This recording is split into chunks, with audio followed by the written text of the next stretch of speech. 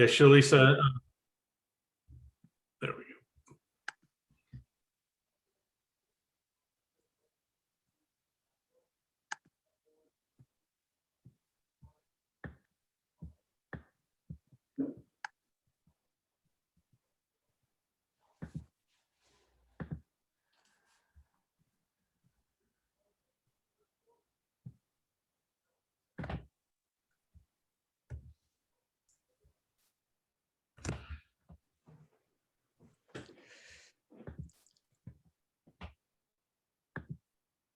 Okay, I see that our attendees have been able to join us, so I think we can go ahead and get started. So good evening, everyone.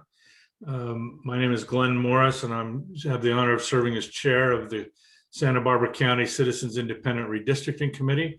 We welcome everyone for our April 21st, 2021 meeting, and I would like to call this meeting to order and begin with a roll call. Ms. Tilton, could you help us with that? Yes, District 1, Commissioner Trotsky. Present. District 1, Commissioner Twibell. Present. District 2, Commissioner McClintock. Present. District 2, Commissioner Turley. Present. I think she moved too fast, but she Oh, said. sorry. District 3, Commissioner Bradley. Present. And we have a vacancy in District 3 we'll be discussing later in the agenda. District 4, Commissioner Bray. Present. District 4, Commissioner Ochoa. Present. District 5, Commissioner Rios. Present. Member at Large, Commissioner Olmedo. Present.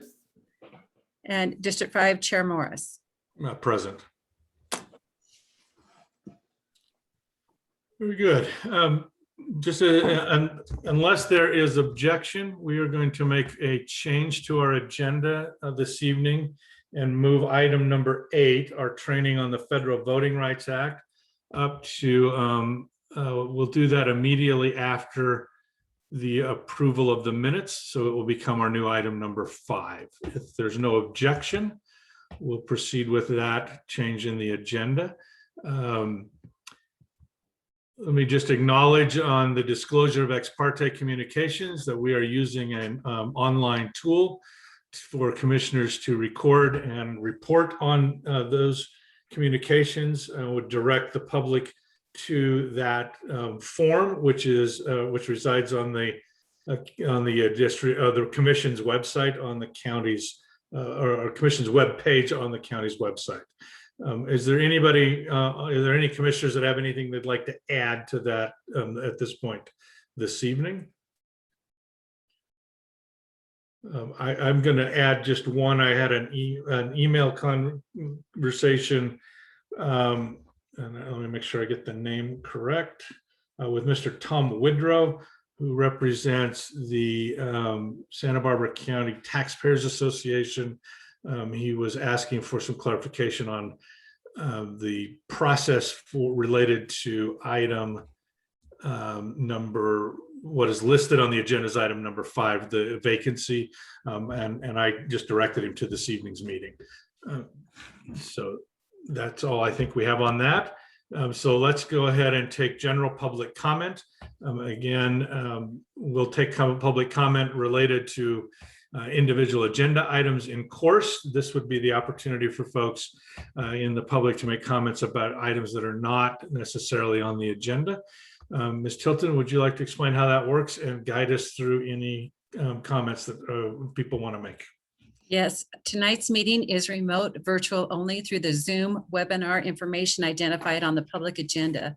The meeting is being recorded and will be available for viewing on the internet at www.countyofsb.org/redistricting.sbc. Public participation during the meeting can only be done through the Zoom webinar link or by calling the phone number provided on the agenda. For those using the Zoom webinar link, please indicate that you wish to speak during public comment by selecting the raise your hand feature. Attendees by phone can raise your hand by pressing *9. When called upon, please state your name for the record. We reserve the right to mute a microphone for profane, harassing, or offensive language, or for speaking beyond the time limit set. The time limit for public comment is set at 3 minutes. Recordings of the commission meetings, agendas, supplemental materials, and minutes of the commission are available on the internet at the same redistricting webpage cited earlier at countyofsb.org/redistricting.sbc. And so far, we do have 2 requests to speak. The first is from Lee Heller. Good evening, Ms. Heller. Chair Morris and commissioners, you know I like to be hot on the trigger to press that raise your hand. I just wanted to raise a bit of a concern about the agenda reshuffling. I think there are people that want to speak on what was Agenda 5 regarding the resignation of Commissioner Hudley, and now they're going to need to wait through a training. I sit through all your stuff, so it's not an issue for me. I'm trying to learn alongside all of you, but I do wonder about those people who now are, I mean, it's Zoom and people can multitask, but I do have a bit of a concern about that, particularly because there also are some challenges around having material up in a timely fashion. So last minute agenda changes are hard on the public.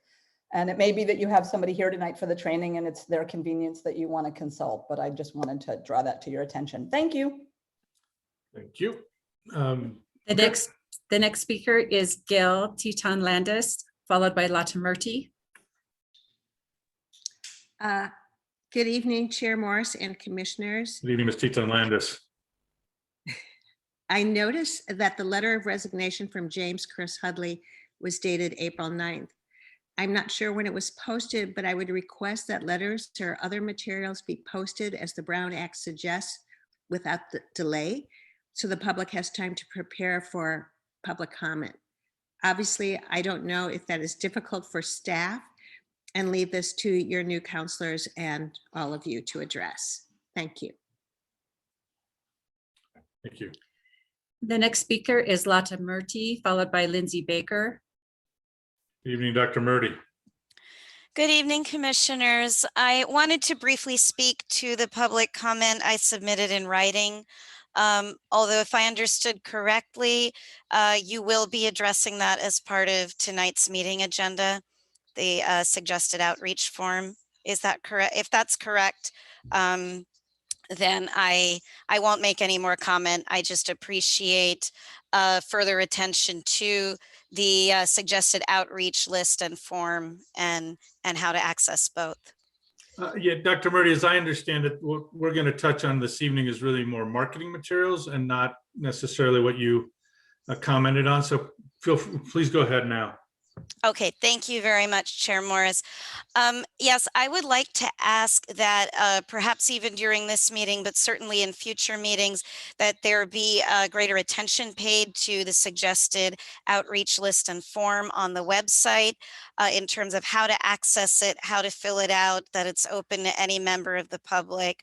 I'm concerned if it's not brought to the public's attention during these forums every month, that there will not be more suggestions made beyond the already pre-populated list. I was concerned that I did not see, from what I could tell, a lot of representation there from North Santa Barbara County organizations, particularly those representing otherwise underrepresented cultural and ethnic groups.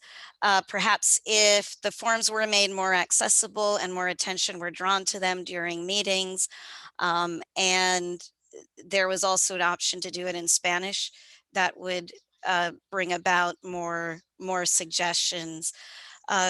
Also, I would like to second what both those who commented before me said about the resignation and about commenting on the resignation of former Commissioner Hudley.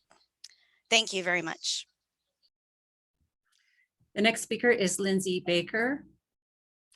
Good evening, Ms. Baker. Good evening, Chair Morris and commissioners. I'm speaking for the League of Women Voters and reiterating that we would like to make sure that there is transparency. I am also concerned about the fact that the letter from Commissioner Hadley was dated the 9th and was just posted online. I would also like to say, second the comment about the comment about posting the letter. Also also comment that I initially requested for months to be on the mailing list for notice for the commission meetings, and nothing happened. And I contacted the county about 4 times and signed up multiple times to be noticed. And I wasn't noticed for this meeting. So I would like to request that I do receive contact notice of meetings. Thank you. Sure, Ms. Baker. Ms. Anderson, can you just make a note to follow up on that request? I sure did, Chair. Thank you. I'm not seeing any further hands raised. I do have 2 written comments that were submitted. One was the April 18th letter that Lata Murti mentioned regarding ideas for improving the suggested outreach list use.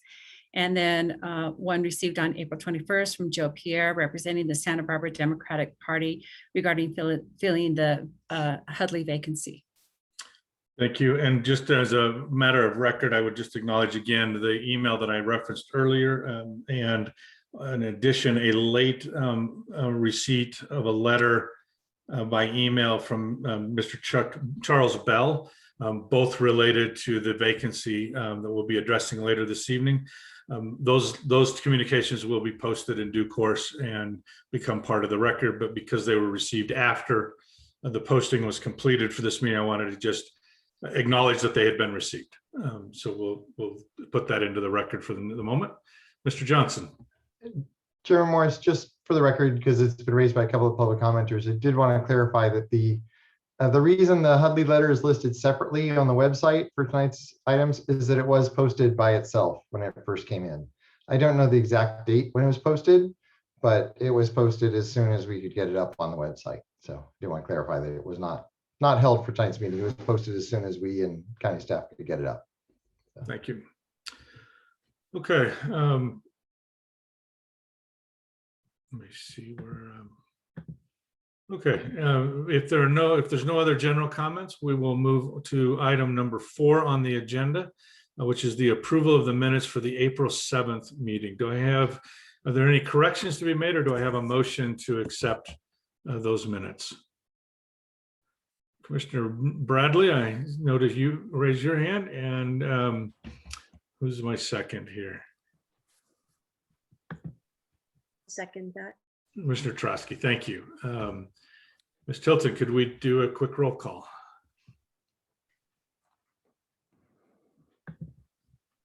Commissioner Trotsky. Present. Aye. Okay, Commissioner Twibell. Aye. Commissioner McClintock. Aye. Commissioner Turley. Aye. Commissioner Bradley. Aye. Commissioner Bray. Aye. Commissioner Ochoa. Aye. Commissioner Rios. Aye. Commissioner Olmedo. Aye. Chair Morris. Aye. Motion carries 9-0. Thank you. 10-0, sorry. So as was previously stated, we're going to go out of order and go to our training on the Voting Rights Act. I should clarify that the reason for that change is that our presenter this evening, Dr.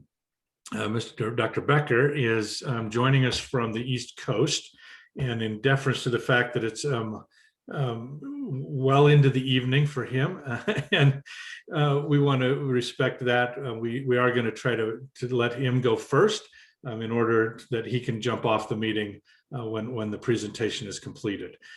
So I'm going to ask Ms. Orden if she would introduce the item, and then we'll follow along with her and Mr. Becker's presentation. Ms. Orden, you're muted still, sorry. Thank you very much. Yes, I would like to also apologize for the change in time, and but recognizing the 3-hour difference, we certainly don't want to make it a habit, but we really appreciate it. I have first some exciting news, not perhaps for the Stromwasser-Wucher team that's representing this commission, but exciting for Justin Levitt, who you recognize from our earlier meetings. Justin Levitt, the professor of great note at Loyola University, has been asked by the White House to become the senior policy advisor for democracy and voting rights. And that is exciting news. And we're, of course, very pleased for him. But it does mean that he takes a leave from Loyola University School of Law, and also from any other private projects. And so we will not have the pleasure of working together with you, with Justin Levitt, but I'm very excited to invite David Becker, who is currently the executive director and founder of the Center for Election Innovation and Research in Washington, D.C., to join us. He is a lawyer who has had great litigation experience in this area, having served more than 7 years with the Department of Justice, with cases that we actually know the names of, and has also served with the Pew Charitable Trusts as their Director of Election Initiatives. And tonight we'd like to have a training session with him, which will touch on some of the same issues that you have already heard before and well described in our last meeting. But the real focus here is on the Federal Voting Rights Act. And with that, I'd like to turn it over to David. Thanks, Andrea. Thank you all. Although I consider myself a Californian, and I have 2 UC degrees to back that up. I have been in exile for 22 years out on the East Coast in the DC area, and I miss California dearly, but mostly I miss it at times like this when I'm 3 hours later than you all. And I really do appreciate all of your flexibility in allowing me to go earlier in the evening. And especially I want to thank the members of the public who are attending, who may need to stay on a little bit longer, but hopefully they'll get some value out of this this presentation. As Andrea mentioned, I've been doing election law and redistricting work for about 22 years, on mostly on the government side, and litigated cases. I was lead counsel in a case called Georgia versus Ashcroft, which went to the U.S. Supreme Court and resulted in a pretty major change to the to the renewal of the Voting Rights Act that came out in 2006. With that, I pray this will work. We'll see. I'm going to try to take control and share my screen. And if someone who's not muted can see it and tell me if they're getting it, that would be very helpful. Let me just start. Is that showing up? Not yet. Okay. No. There's sometimes a delay, so we'll see if that works. I've yet to find one of these actually work the first time, but Yeah, it does not. It's not appearing. Now it is. Now we're good. Great. Let me start this. There we go. Everyone seeing that okay? Yes, sir. Yes. Great. So I'm mainly going to talk to you about the Voting Rights Act and other considerations in redistricting, and I do encourage questions at the end of this. Before I start, I want to say a couple of things. Redistricting is challenging because there is no magic algorithm you can plug all of the facts into and get the perfect map every time. There's just no way to do that. It's a very heavily fact-intensive inquiry, and it's as much of an art as it is a science. Which brings me to my second big point. As you look at all of this information I'm about to share with you, don't feel overwhelmed by it. Don't worry about it too much. It can all really be boiled down to one basic concept, which is fairness. Fairness to minority populations that are cohesive, that are large, that tend to vote for certain candidates. But for some kind of fundamental fairness, they might not get any representation at all, or very limited representation. So if you keep that in mind, you'll be fine. and you'll be able to balance out just the right amount of consciousness of issues related to race and other issues important in redistricting, while also making that nothing predominates too much over the process as you balance out all of the variety of factors. So these are some of those factors. We're going to go through them one by one.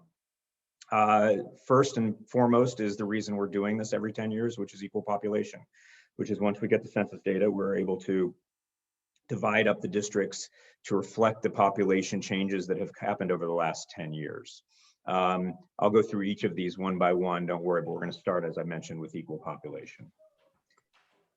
So first, what does that mean? It means in a place like Santa Barbara County that the population must be substantially equal. It doesn't mean in the case of a county redistricting plan that it has to be exactly equal. That's the rule generally for things like congressional districts within a state, but you have some flexibility to have some deviation between the population in the districts according to the census data by about plus or minus 10%, I'm sorry, plus or minus 5% or overall 10%.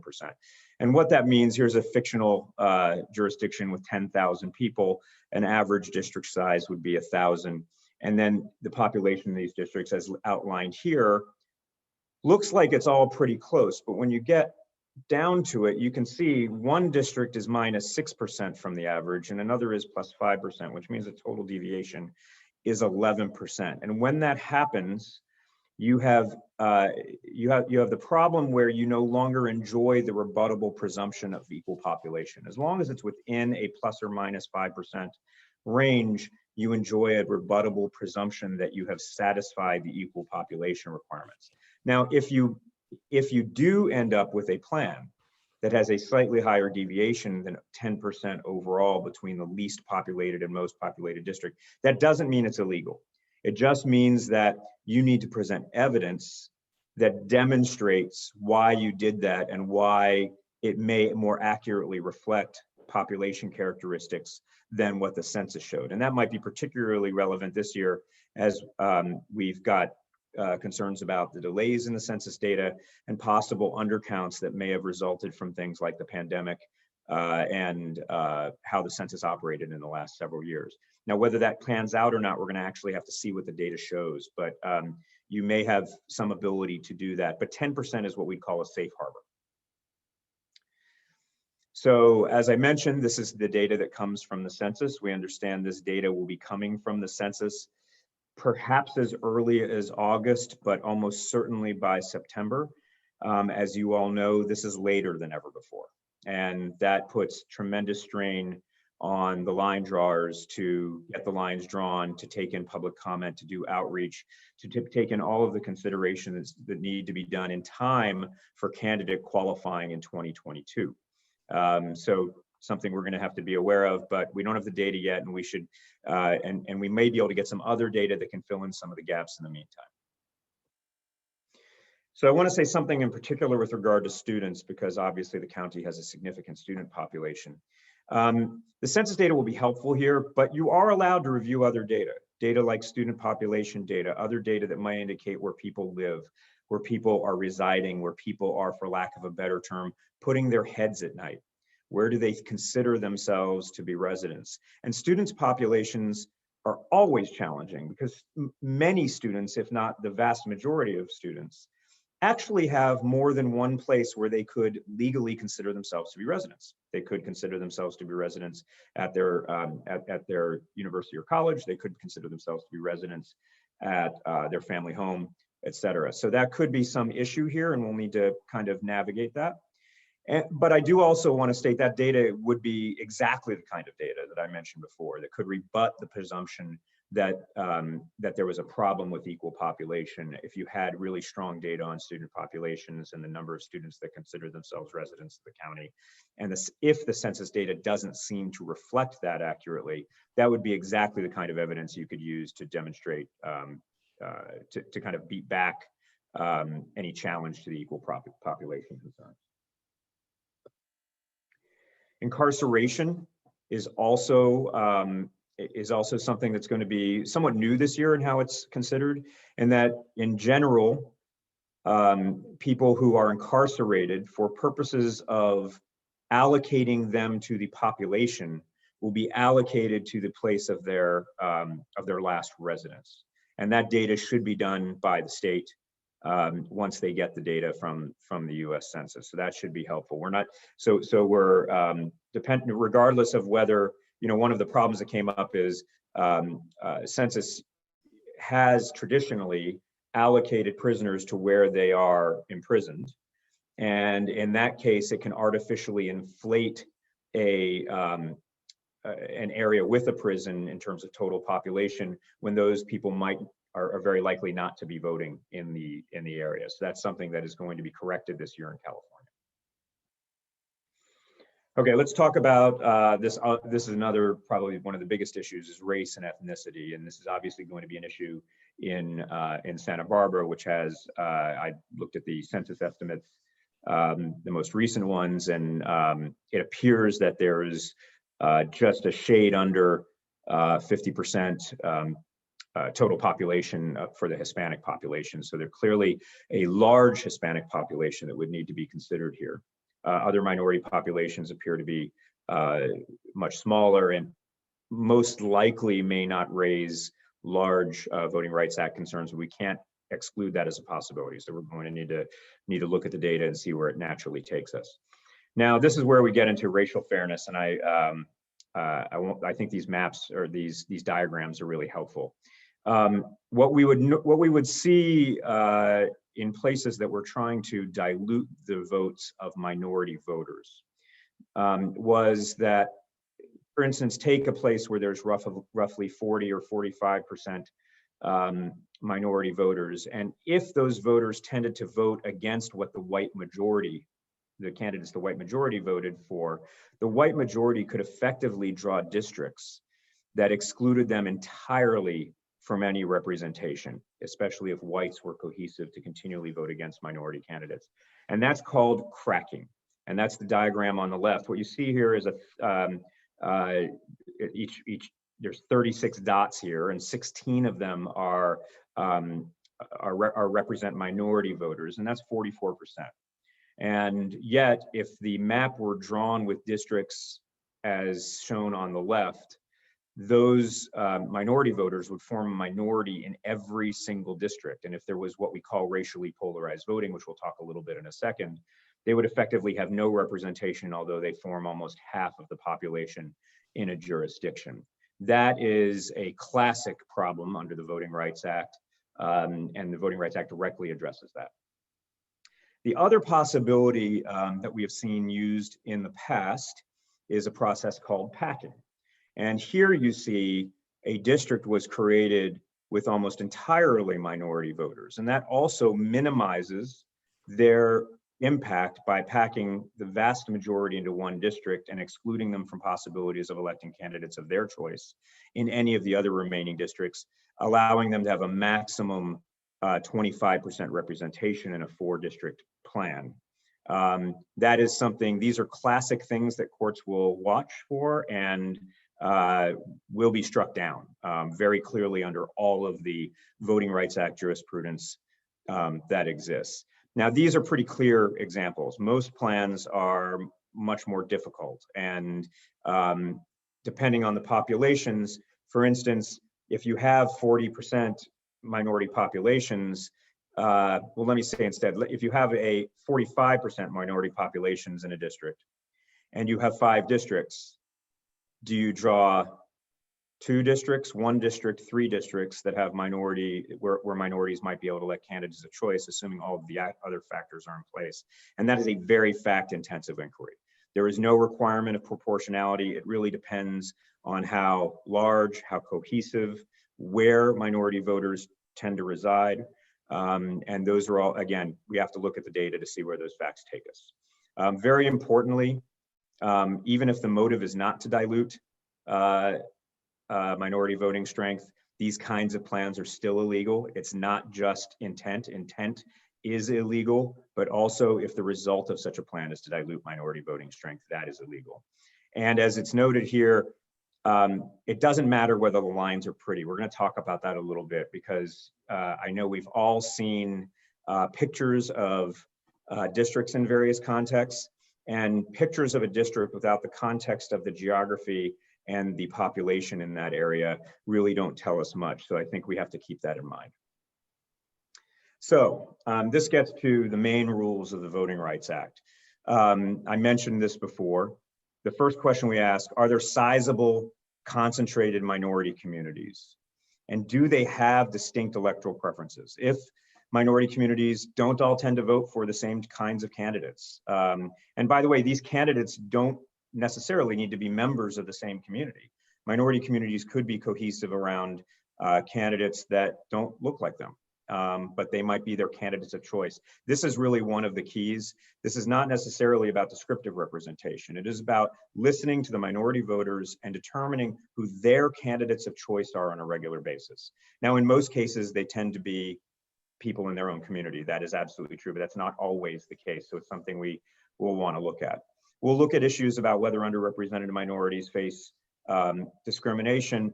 And then we get to the really, the crux of the work here, which is given where minority populations are living, even if they're large enough, even if they're cohesive enough, even if whites vote in different ways, can we design districts to give minorities a fair shot, given those situations? Again, highly fact-intensive inquiry. So, predicate here. The first thing we need to look at, can we create a district in which 50% of the electorate in that district is of the minority population? CVAP, which stands for Citizen Voting Age Population, is the data we look at here. So remember, for equal population, we're looking at total population. When we're starting to answer these predicate issues, in other words, do districts need to be created? Do we need to try to do this? This is the first thing we look at. Can we create a 50% CVAP district of minority voters? And then secondly, do they have the distinct electoral preferences? Here we've got, for instance, a plot of Latino vote versus percentage of the candidate vote. And as we see, as the Latino vote goes up, we have a linear correlation between the percentage of the Latino vote and the percentage of a particular candidate's vote. And that is telling us that there is strong racially polarized voting. We'll also look at other data to see if whites are doing the same thing and who is ultimately winning. One other important aspect we're going to look at here is different elections. When we're drawing districts for a county commission, for county board, we are going to first and foremost look at elections in those same races in recent history. Those are going to be what we call endogenous elections. Those are elections that are most relevant. But we won't stop there because there's not going to be that many of them. And we're going to look at other elections that we call exogenous elections that may go all the way up to the federal and statewide level, or elections that may go down to smaller local levels as well, to see if we see the same kind of patterns in how these are run over time. And here's some other issues that we're gonna want to look at. The rough overall proportionality in the jurisdiction I mentioned. Is there a history of voting related discrimination? Is the racially polarized voting particularly stark? There are places where racially polarized voting honestly isn't that stark, and it's highly, there are places in California where whites routinely vote for minority candidates, and places where minorities aren't quite as cohesive. And so those are things we're going to have to look at in a factual kind of inquiry. The extent whether there were discriminatory voting practices or procedures. And I should say none of these things are necessarily relevant. Not all of these things are relevant to Santa Barbara in particular, or to recent Santa Barbara history, but these are just general rules. The exclusion of minorities from candidate slating, that is something we have seen as a historical practice in the past. Whether there's burdens of past discrimination in areas outside of voting, which hinder minorities, citizens' ability to participate effectively. And then we're going to look at extent to which minorities have been elected and the extent to which elected officials are responsive or unresponsive to the needs of minorities. This is not an exhaustive list. Not all of them will apply to Santa Barbara, but these are the kinds of things that courts have looked at in the past. And then the most important thing here is iterative, and this goes back to my comment about it being an art as much as it is a science. Those of us that have worked in redistricting for some time will tell you that often you just try drawing maps and doing the best you can and seeing what communities can be kept together in certain ways, moving census blocks around, trying to keep communities and other interests together best you can.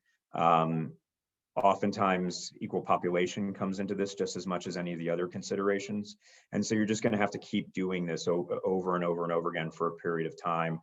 And that's entirely normal. That's how everyone does this. It shows diligence in the process. So, so that you're not doing anything wrong if you feel like you're doing kind of trial and error. It's not trial and error. It's just an iterative process that's necessary for to draw our districts in the first place. So this is a very important piece, and I'm stealing directly from Professor Levitt on this, which is why the picture of the car is there.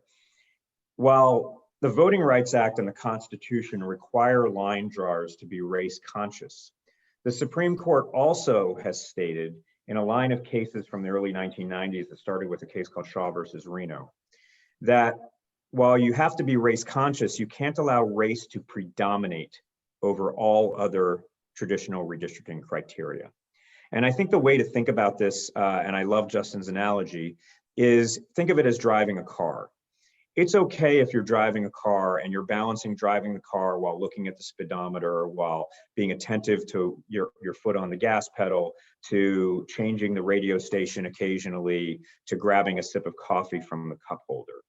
But if you focus just on the radio station, you're probably going to be in trouble as you're driving in that car. So, so be aware of the fact that as long as you feel like you're balancing a bunch of competing interests, you're doing it right. That's exactly what you're supposed to be doing. If you're only focused on race and you put aside equal population and you put aside geographical boundaries and you put aside communities of interest and don't even begin to look at them, that's when the Supreme Court would say you start to run into trouble. But I will also tell you, I have every confidence that this process won't be that at all. There will be a lot of consideration and balance of all of these factors as we're moving through it. So these are some of the ways to avoid insufficient attention to race.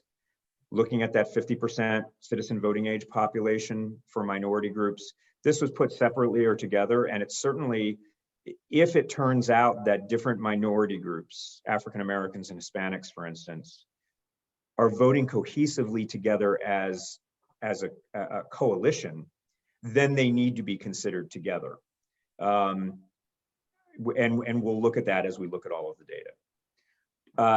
Do local minority groups have distinct political preferences? And one of the very important points here is looking at primaries as well, because there are many places, and I haven't looked at the data in Santa Barbara in some time on this, so I can't say whether Santa Barbara is one of these places, but it's true in a lot of places, where primary elections are more salient than general elections, because in a particular district or area, members of one party tend to have a very easy path to winning the general. And so winning the primary effectively ends up electing the candidate.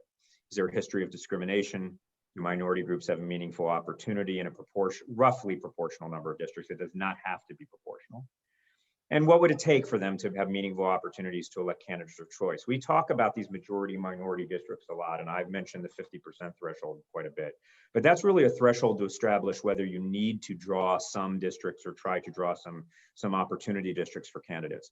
It may very well be that the minority percentage in some of these districts can be below 50%. I've seen it as low as 38, 37% in some districts, because while the minority population is cohesive in who they choose, the white population has enough of what we call crossover voting, where many whites will vote for candidates similar to what minority populations are voting for. And so, in fact, going up to 50 or 55% might be a form of packing in a way that you'd have to keep an eye out for. So this is again why I'm talking about it being a very fact-intensive inquiry. We're going to need to look at this and see where the populations are and how they're voting. So as you're balancing race consciousness while avoiding racial predominance, it's important to remember it's fine to consider race and ethnicity. You're in fact required to by the Voting Rights Act and the Constitution. Don't set out to overpack and don't set out to divide, splinter. I don't think you need to be told that. I don't think that's going to be an issue here, but those are kind of red flags right away. And then make sure, as we're considering other issues, the other important redistricting criteria of communities of interest, neighborhood boundaries, geographical boundaries, and compactness. And we're going to talk a little bit about that as well. So let's talk about contiguity. Contiguity just means that all parts of a district must be connected to each other. This is not compactness. This is contiguity rather. So you could see you might not like the way that district looks, but the one on the right is contiguous and satisfies this consideration. We'll just need to make sure that there is contiguity in any district. Neighborhoods and communities.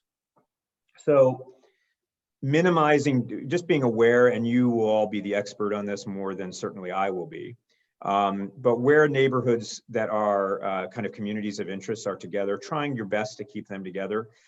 There's likely no way to keep every neighborhood and every person in every neighborhood happy in the sense that they feel like they're connected to the same people. It's just very, very hard while maintaining all of this other balance about racial considerations and also equal population. But it's certainly one of the many factors that we're balancing and having a good sense of the communities of interest, the neighborhoods, the boundaries as districts are going on. So a community of interest, here's a definition for it, and I think it's a good one. A community of interest is a population that shares common social and economic interests that should be included within a single supervisorial district for purposes of its effective and fair representation. Communities of interest do not include relationships with political parties, incumbents, or political candidates. You don't have to draw the Democrats into the same district. You don't have to draw the Republicans into the same district. In fact, that's not really even one of the considerations to be balanced.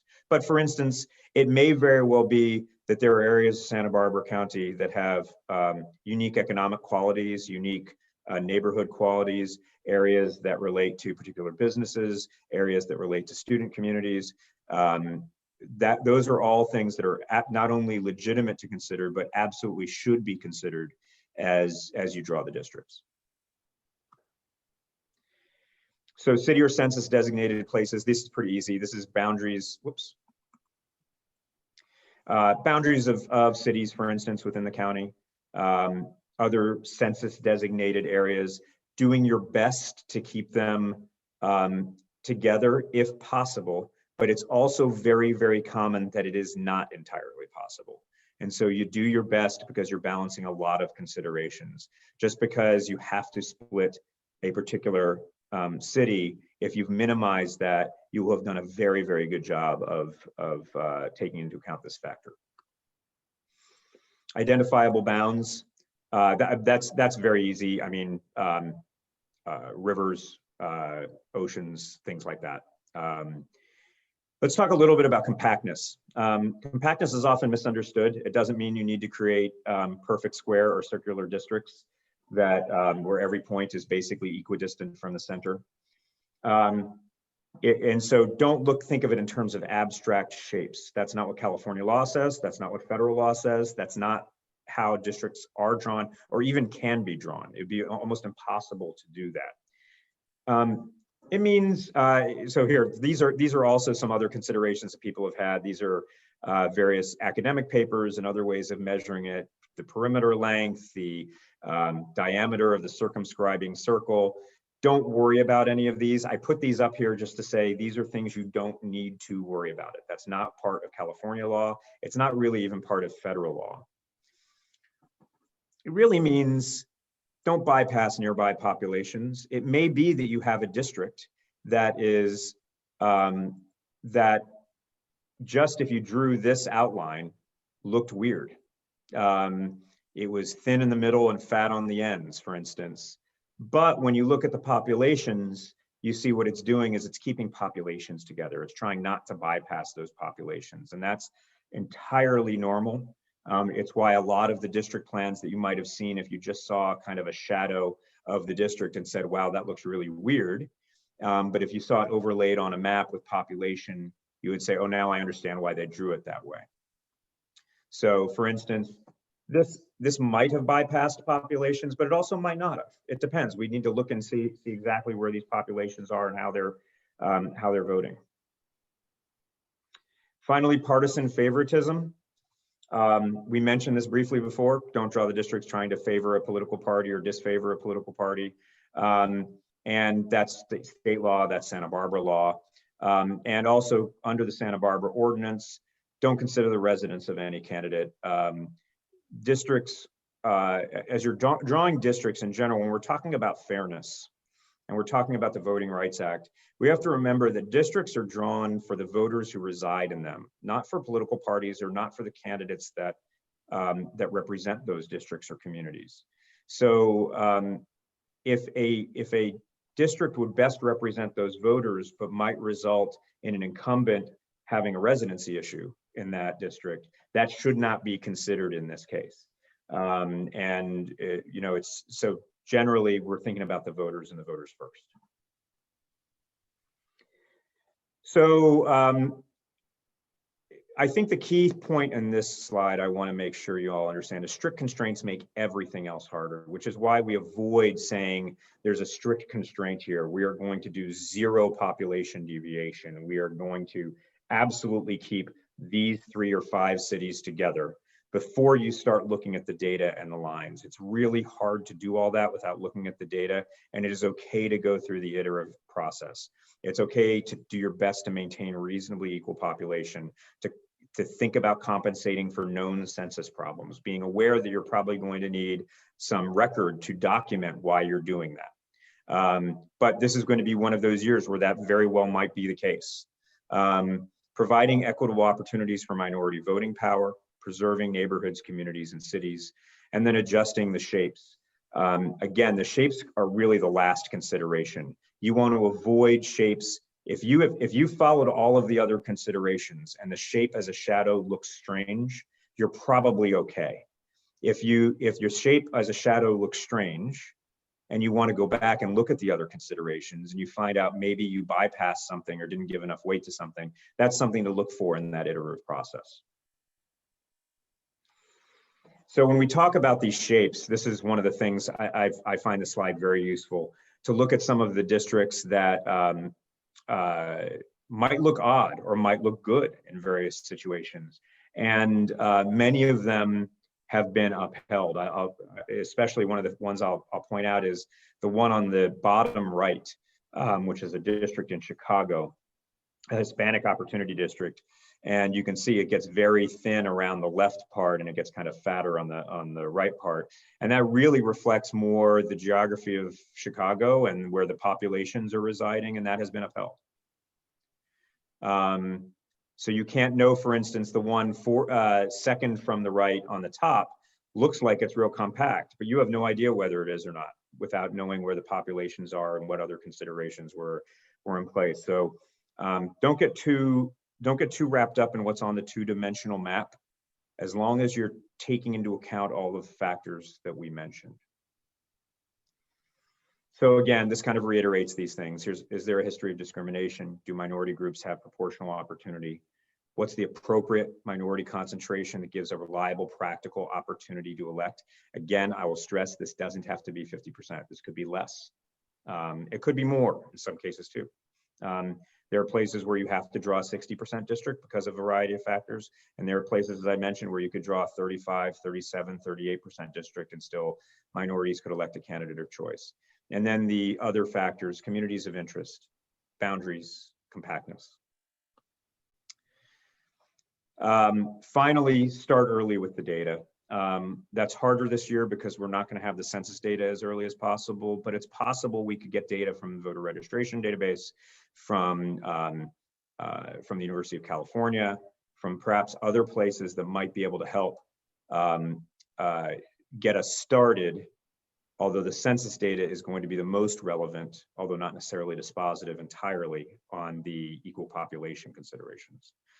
Give yourself time to consider blocks of multiple minority groups if they exist, and also give your time to go through this iterative process, this different combinations. that is it. I'm going to stop my sharing, and I see there's already a hand raised, and I'm happy to answer any questions you have. So let's start with questions from the commissioners. Let's commissioners, if we could, let's do some clarifying questions right now. Then we'll take some public comment, and then we can bring it back to the commission for additional discussion. So are there any clarifying questions that anybody would like to have? If let me just get this off of my screen so I can actually see you all. Ms. Trotsky. I'd like a clarification on Mr. Becker, why, when you keep referring to how minority groups are voting, how does that reconcile with making this an apolitical process? Well, it's not necessarily political. I mean, we're not necessarily looking, and this is why primaries are so important as well. Oftentimes, we can see this most in primaries, but what we'll see is if minority voters are voting one way, cohesively, and white voters are voting in an opposite way, cohesively, to regularly defeat minority candidates of choice, that is predominantly racial. And at that point, it is that kind of activity is, or minority voters' rights under that are protected under the Voting Rights Act. If it happens that minority voters tend to prefer one party and white voters tend to prefer another party, that's irrelevant to that particular consideration. And in fact, if we have seen cases where line drawers from a majority party who were white drew lines and then defended the lines, saying we weren't diluting the vote of minority voters, we were diluting the vote of the other political party. And if they did dilute the votes of minority voters, that will be found illegal and you'll end up having to redraw the maps, or a court will do it for you. If they did not dilute the votes of minority voters and it's purely a partisan gerrymander, under federal law, those have been up till now upheld.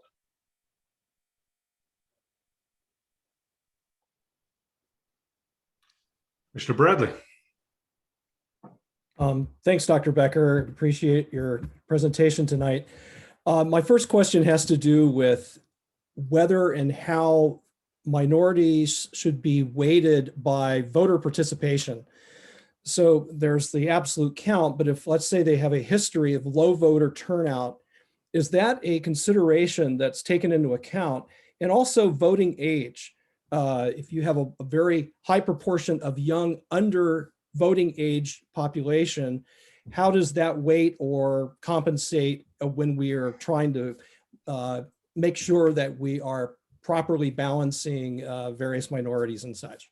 Yeah, those are great questions. And I should say, although my mom would love it if it were the case, I am not a doctor. I am a lawyer.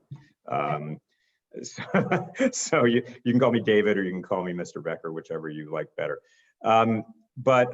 So in general, all of those are valid considerations, particularly as we're looking at one of the things about redistricting, and when we're trying to protect the rights of cohesive and large enough minority groups, is we're taking past election performance and doing our best to say, what does this say about potential performance in the future? And it's an inexact science, but what it is okay to say a population, a minority population, here are some reasons that the minority population might have not been able to enjoy some political power. They might have seen lower turnout. What are the reasons behind the lower turnout? It could have been, there could be legal restrictions. There could be some other kind of discrimination that has happened in a community. There could be some kind of administrative issues there. And with younger individuals who are counted, of course, in the total population, and when we're apportioning, we should see whether we think there's going to be a pretty big influx of voting power coming in. But that won't necessarily mean, this is really hard to say in the abstract, by the way, as you can probably tell as we're talking about it. This really means we have to look at some of this, some of the data. But if a minority population has a lot of people we expect will be turning 18 and registering to vote in the next 5 years, that probably is not going to be a justification for reducing the percentage in a minority opportunity district, just because that's so speculative. I mean, they might move away, they might not register, they might not vote. So courts have generally looked at past election performance. You know, the most relevant elections will be the elections in the same exact kinds of districts in recent history. The next most relevant will be a mix of perhaps older, I mean, you can't go too old. I'm talking maybe 10, 12 years back at the most. Older races in the same districts, and also elections in other types of races. But as all of us know, voting tendencies in federal races, in statewide races, in county races, and local races don't always completely align. And so taking a look at that and keeping that, keeping aware of that is important. Hold on, I've just got to make sure my battery is plugged in, so give me 1 sec.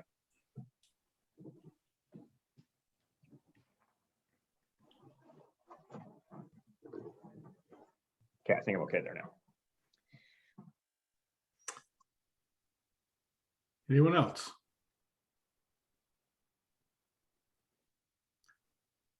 Mr. Bradley. I'm sorry, I hope I'm not tyrannizing this time here, but I take lots of notes and I always write down my questions. You mentioned that we want to minimize division of a city or census designated place. We have one instance here in our own county, Santa Maria, where we have a fairly major division between districts 4 and 5 that kind of bisect the city north and south. Should there be a preference or weighting for unincorporated areas in order to avoid dividing cities? In other words, if we see a situation where we are in danger of dividing that city, should we go around to the unincorporated areas and think of them as, if not, you know, anti-cities, that's sort of a complement of the city that we're attempting to not divide? I'm hesitant to give you a hard and fast rule here without looking at the data for the cities, and I think we should look at that. But city boundaries are definitely relevant, and taking into account an incorporated part of a city versus an unincorporated part of a city, or a part outside of a city.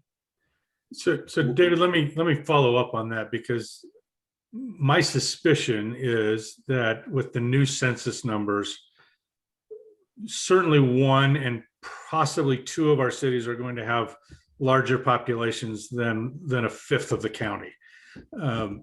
So in that case, you know, in trying to minimize division, does that mean you carve off the smallest piece possible, or do you go, you know, you have to divide, so divide wherever the remainder around it makes the most sense? I'm going to give you my favorite answer, and you're going to hear it probably a lot, which is it depends.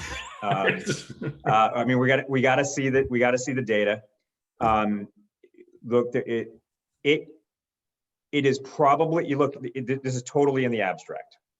If you've got a city larger than, with a population larger than a single district, it might be entirely appropriate to put half the city in one district and another half in another. It might be entirely appropriate to keep as much of the city in one district and make it a very small district that's basically in the city boundaries, and take the remainder and put it in another. But we're going to have to look at the other issues that are there, the communities of interest, the racial populations. Are the Voting Rights Act protections there for the racial populations because they're large enough, cohesive enough? Are there geographic boundaries that we should look at? Those are going to be big considerations. I think, you know, as we look at the data, we'll see that. But it's good that you're already focused on, you know, if you've got a couple of cities that are almost certainly going to be larger than the districts, and you obviously know what cities there are. I'm assuming one of them is Santa Barbara. Then you'll be able to look. This can really help drive the initial data gathering, the initial fact finding, because unlike previous census reapportionments and redistrictings, you're almost certain. What would usually happen in past years is the census data would go out, and then everyone would start the process, and we'd see what gaps needed to be filled, and we'd need to figure it out. you're actually already ahead of the game because you're thinking right now already, what gaps do we need to fill in? Because you're not going to have the census data to show the gaps. And so trying to get access to data that might help inform these conversations, that's a really good use of your time right now, because you can't do, unfortunately, you can't do anything about the fact that the census data is not going to be available for another 4 to 5 months. Very good. Thank you. Any other clarifying questions before we, I think we've got a couple of folks in the audience that would like to weigh in. So if there's nothing pressing from the commissioners, why don't, Mr. Olmedo? Just real quick, will we be able to get a copy of the slides? Thank you for your presentation, sir. Yeah, we'd be happy to share it. Yeah, thanks. Yeah, and Awesome. they should be posted as part of the follow-up meeting. Yeah, I didn't. Okay, we'll follow meeting. Got it. Yes, sir. Yeah, and I just sent them to the county to post, so they're obviously closed. So I'm sure they'll be posted in the morning. Thank you. Or as soon as we can. So let's do this. Let's see what comments we have from the public, and then following that, we can come back and continue the conversation, the discussion among the commissioners if there's any follow-up questions at that point. So, Ms. Tilton, who's first? First, we have Lee Heller, followed by Andy Caldwell. Ms. Heller with that rapid fire finger again. Oh, I don't know what to say, Chair Morris. I do understand why the agenda was revised, given Mr. Becker's different time zone. I would suggest in future that you think about that as you create the agenda. Zoom has turned our worlds upside down in terms of participation by people many miles away. Mr. Becker, thank you for the presentation. And by the way, as a fellow lawyer, you are a Juris Doctor. So don't forget that and tell your mother that. Yeah, my mom doesn't buy that. I'm sorry. Well, my parents do, but I also have a PhD, so I can. I wanted to raise another question following up on Chair Morris, and I think it was Commissioner Bradley. So I remember 10 years ago during redistricting, this issue of keeping cities together came up. And some people were arguing that it's actually preferable in some cases to have a city split because you have 2 supervisors representing you. The city of Santa Barbara has had to do this just of necessity. Again, because it's too big and the other contiguous population has to be part of the city of Santa Barbara, although who knows? So I'm just wondering, sort of, are there any thoughts on that about the value or the desirability of having more than one supervisor representing a city? Thank you. You'll notice I did not rank the various factors that are to be considered, and that's because you can't. I mean, you have to balance all of them. And you're not going to get 100% perfect on any of them, but you also better not get 0% on any of them. When it comes to these considerations, I focus on the law. So I can guarantee you there are more than one legal plan that could be drawn in Santa Barbara. There are also more than one illegal plan that could be drawn in Santa Barbara. And so where there are, so we're going to help guide you towards the legal plans, obviously, but to the degree that you want to take into consideration things that don't have an aspect on the legality, I think I leave that to you all who know your county best. And as long as it's legal, like I said, there are ways, in the abstract, without looking at the data, there are often ways that you can split a city so that a city does have 2 representatives. There are ways that you could probably keep almost the entire city together so that there's primarily one representative beholden and representing that city. But it really depends on where the data is. And this is why the Redistricting Commission is drawing the lines, is because there's, if there were only one answer, you probably wouldn't need all of us to do this. There's going to be multiple ways to do it. And to the degree that you, knowing the county as you all do, want to take that into account, we're going to try to steer you in a direction that keeps it legal and avoids possible legal challenges. Next. The next speaker is Andy Caldwell, followed by Spencer Brandt. Good evening, Mr. Caldwell. Good evening, Mr. Becker. That was an excellent presentation. So I wish I could put a map up of the county, but I think this is not too hard to understand. So our North County is comprised of 2 incorporated cities, Santa Maria and Guadalupe. Both of those are majority or minority majority cities. Then you have Orchid, which is the largest unincorporated area in the county. That those three comprise the Santa Maria Valley. The next town is south of that is Lompoc. That's about 25 miles away. So as Chairman Morris said, Santa Maria is going to have to be split because it's going to be too big to be one district.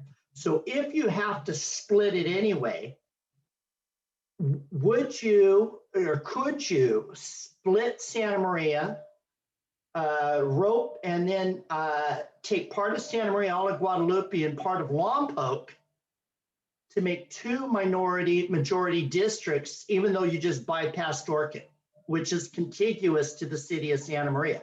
In other words, would that be one of those things if you did what went 25 miles to rope in additional Latino population? Do you think that would comport? And I know that you don't have the map in front of you, but I'm just asking theoretically. Yeah, we don't even have the data, the population data yet. But what I'll say is, again, I'm going to fall back on my favorite answer, which is it depends. But I will tell you the 25-mile distance isn't necessarily relevant. It might be, but it's probably not. And contiguity does not mean nearest. Contiguity means that it's connected, at least at some point. Compactness could relate to nearness, but just because you've picked up something that's 25 miles away, if it's more relevant to other factors like communities of interest towards Voting Rights Act compliance, towards equal population and other things, boundaries, et cetera, it could very well be that that's the best that can be drawn. I mean, I think, the way this is done is, I think most of you know, and what, just be grateful that you're doing it in 2021 and not in like 1981, when literally people would lay out big maps on the floor of a room. I see some commissioners nodding your heads, and literally put out clear plastic sheets on top of them and take wax pens and start drawing things on the floor and try to figure out whether that made sense or not. Now we have incredibly sophisticated mapping software. It's going to be done at the click of a mouse. You can experiment by putting a block here, a census block here, a census block there, and see what it does. You can see it instantaneously, and it really fuels that iterative process. But again, this goes back to a point that I made earlier. Don't get too locked into kind of a strict sense of the guidelines you need to follow before you've seen all of the data. Allow yourself some flexibility to engage in that iterative process, to maybe even be surprised by some of the data. That doesn't mean it's right. I mean, you guys know the county better than anyone. So if the data looks odd to you, it might mean that the census data is off somewhat, and we got to get some more data to show us what it really means. But ideas of what a district looks like, of how far a part of a district is away from another part of a district, those are among the least relevant considerations that will come into play here. Thank you. The next speaker is Spencer Brandt. Evening, Mr. Brandt. Good evening, Chair Morris and commissioners. Thanks for allowing me to speak, and thank you, Mr. Becker, for the wonderful, informative presentation. I know I sure learned a lot, and one of the things that I thought was really interesting that Mr. Becker mentioned is the issue of how it is a perennially difficult task to count college students in their correct place of residence. And I had never heard about this idea of potentially bringing in new data sources just to inform your opinion. So I just wanted to throw out and alert the commission to the fact that I know UC Santa Barbara and Santa Barbara City College well, I'm not sure about Santa Barbara City College, but UCSB does conduct annual surveys of where students live that are pretty thorough and go down all the way to the level of, for example, students that are living in fraternity and sorority houses. So it can get, pretty detailed. And we heard from Ms. Marsano at a previous meeting about the honestly heroic effort that they undertook in order to try and get everyone counted in the correct space But I will remind you, April 1st was 14 days after the stay-at-home order took place. It was 1 week after UCSB spring break when the guidance from public health at the time was do not travel, do not come back to the community for fear of spreading COVID. So I would just encourage you to take that into consideration. Thank you. That's a really good point. I'll just add really briefly. I mean, we don't know what the census is going to show us yet. We don't know what the impact of COVID and some of the census changes might have had on the count. In some ways, it's going to, the student populations, particularly at a school like UCSB, a large university, are going to be a huge challenge. But on the other hand, they're also in many ways a very easy to identify potential red flag. I mean, you know what previous censuses will have shown at UCSB. We can get pretty good, I think, and Mr. Brandt, I think you were exactly right. I think I think there is some good data available from the university itself that can help inform. Again, none of this is necessarily dispositive. This doesn't mean you have to take the university data and prefer it over the census data, but all of these things will inform. The data that will take precedence is the census data. That's where if you get to the 10% standard deviation between districts, you're pretty much in a safe harbor. But if it turns out that that data looks odd to you, that the numbers are lower than they were after the 2010 census, or significantly lower, or lower than what you know they have been in the past. It's, you know, you'll want to get access to some of this other data. And one of the good things about that is some of that data is probably available very soon. I mean, again, one of the challenges you have with student populations is also there's constant roughly 25% churn every year. But the numbers should remain, you know, fairly close to each other. And I do highly encourage getting data from any source that you know that might be out there. That doesn't mean you have to take it as gospel. That doesn't mean it's right. It's just data that can inform your deliberations and perhaps cast some light on the census data when we get it. Census data could be great. We just don't know. There was a lot of work and effort that went into it. I think, you know, we want to be ready, given the fact that we're not going to know whether it's good or not until you've only got a few months to draw the districts in all likelihood. Very good. Any other public speakers? And I see no more hands raised. Okay, let's bring this item back to the commission. And if there's any follow-up questions or comments that any of you would like to make this evening, Mr. Bradley, let's start with you. I have a question about compactness. Does that include consideration of transportation corridors?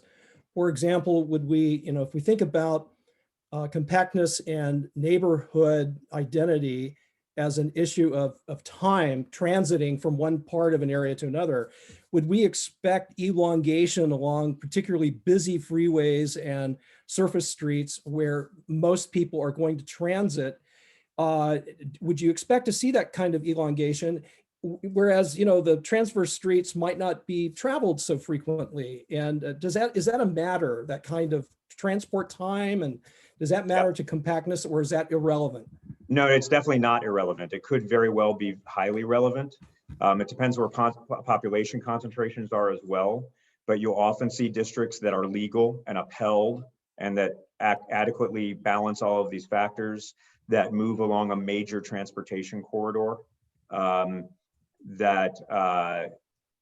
if memory serves, I mean, the biggest one in Santa Barbara is 101, if I'm not mistaken. You know, being aware of those corridors, looking where the population concentrations are. Oftentimes districts that look weird in just a shadow without a map, they're weird because they're very narrow in certain places. But when you look at them on a map, they're narrow because that narrowness is on an interstate, on a major highway. And it's often a way, you know, there might be some other geographic feature there. a canyon or a river or something else that makes it look a little bit strange.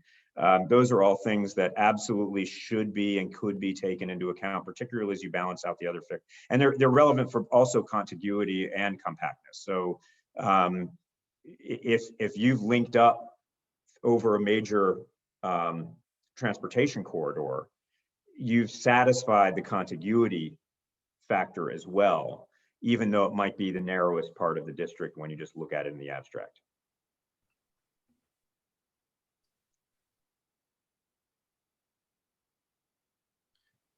Others? Norm, you're up again. This is my last question, I promise. What are the limits for, quote, compensating for known census problems? I know this particular year, we had all kinds of converging issues that may or may not affect the federal census. Let's just say, for example, we have an undercounted area. That is, it's been identified, at least by the state census, that this is a generally undercounted area. And let's say we have phone records that identify far more people than the federal census does. What sorts of evidence are sufficient for compensating, quote, known census problems? Could you articulate some of that? Yeah, so first I'd say there's two places where evidence of population disparities from the census data could be relevant. The first is in equal population. That's the most obvious one, and just determining whether or not you've got roughly equal population between 5 districts. The second one is in kind of what we might call the remedy phase, which is what each district looks like. And it might be that as you're determining whether, the composition of a district, particularly from a racial perspective, that data outside of the census data is going to be at a minimum important to consider in addition to the census data, but also might even be more dispositive. I mean, the classic example of this is voter registration data. But certainly we've talked about student data. We've talked, if you have cell phone data, if you have other data that you think is relevant to this, I think more data is almost always better, unless it's of a highly questionable character to start out with, but most of this is not. And for the equal population consideration, again, none of these, I don't have a definite answer for you, because it comes down to how we balance all the interests in court. But for equal population, as I've said, this is an easier one. The census data is 10% maximum deviation from the census data is a safe harbor. If you get there, whether the census data is good or the census data is bad, you are almost certainly, I'm trying to think of a single case where they've held a plan with less than 10% deviation to violate equal population principles, and I can't think of one. So you're almost certainly safe if that's the case. But if you have to, but if you have other data that demonstrates that doesn't reflect the real population, what you would do then is bring this other data in to rebut any possible, to combat the rebuttal of the presumption of equal population if it's challenged in court. So it would be an evidentiary problem in essence. And that would be similar if there was a challenge to a plan under the Voting Rights Act to the districts that were drawn as a remedy. In other words, to enable minority voters to elect their candidates of choice. If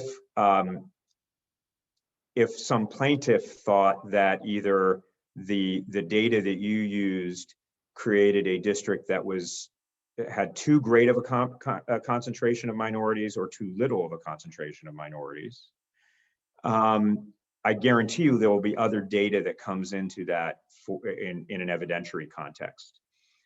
This is particularly true, for instance, I'll say legally speaking, this is particularly true when it comes to Hispanic populations, because Hispanic populations, as you know, are not classified as a race; they're classified as an ethnicity in the census data.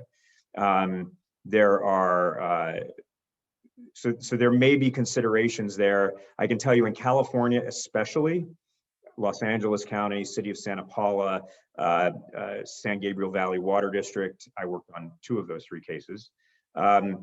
Things like Spanish surname analysis of the voter registration data came in. I'll tell you also that can be helpful. It can also be challenging because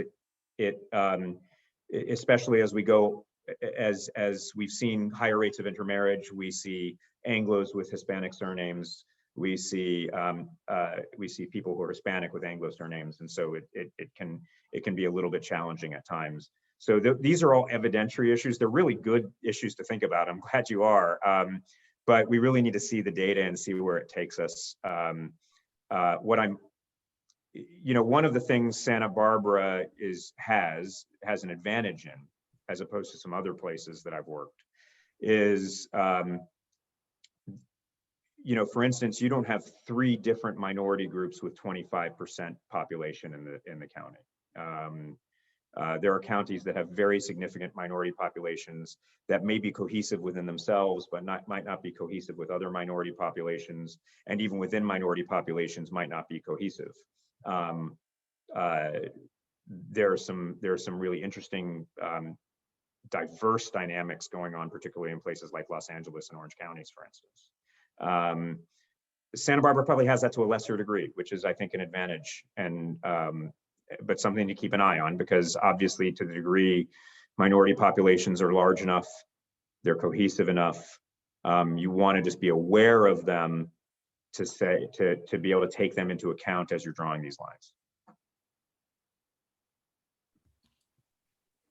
Thank you very much. Anyone else? Mr. Becker, thank you very much. You've given us a lot to think about.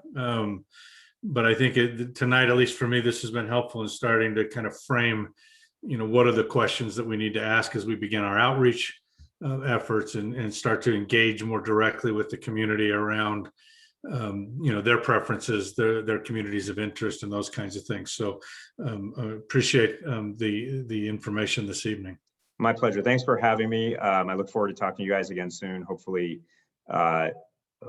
in person in Santa Barbara rather than over Zoom. I would prefer that a great deal. We'll let you know when it's time to book that ticket. All right. Thanks very much. You're welcome. Thank you. Commissioners, we're ready to move to the next item. Do we need a 5-minute comfort break, or are we good to go forward?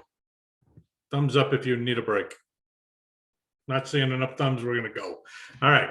Next item on our agenda is to accept and acknowledge the resignation letter submitted by Commissioner Hudley and have a discussion about potential strategies for filling that vacancy. What I'd like to do is ask Ms. Orden and I believe Mr. Johnson to kind of set some context really quickly. Then I'd like to take some public comment at the first of this item, because I think that might be helpful as we frame our discussion about next steps. So Ms. Orden, can I start with you? Yes, you can. Thank you very much. We actually also have some slides. This is something you remember because you are much more experienced at this than I in terms of filling vacancies. So you've already gone through this, but I just thought it might be helpful as you're thinking about how you're going to do this, to look again at the really relevant sections of the ordinance, which are designed to help you when a vacancy occurs. And whoops, I think, and we're trying to put a slide up for the ordinance. Yes, we got it. We got it. The very first, that's I, and the second page is when a vacancy occurs by a resignation, it is your responsibility to select the replacement commissioner from the most qualified applicants previously selected by the county election officer. And we know that that is a pool that is much smaller than it was before. And what do? You utilize the criteria set forth in subsection 4H3, and as much as practical, the replacement commissioner shall be selected to maintain the balance of district representation and political affiliations that occurred prior to the vacancy. So we know where we're going to find the names, and we know which is the criteria that we're supposed to use. And so now we'll just look at what does that ordinance say in that section 4H3. And regarding racial, ethnic, geographic, age, and gender diversity, the 6 appointees shall be chosen based on relevant experience, analytical skills, and ability to be impartial, and to ensure that the commission reflects the county's diversity, including racial, ethnic, geographic, age, and gender diversity. There is a caveat. However, formulas or specific ratios shall not be applied for any purpose. So to me, there are 2 things that are important. It's to ensure that it reflects the county's diversity. Nevertheless, it's not a formula and it's not specific ratios. Next section. The 5 commissioners, well, this was of course in the ordinance when you were originally catching, but you as commissioners regarding partisan affiliation, consider political party preference, selecting applicants so that the political party preferences of the members of the commission shall be as proportional as possible to the percentage of voters who are registered with each political party. However, the political party preferences of the commission members are not required to be exactly the same. All right, proportional as possible, but not required to be exactly the same. So again, some of those warnings.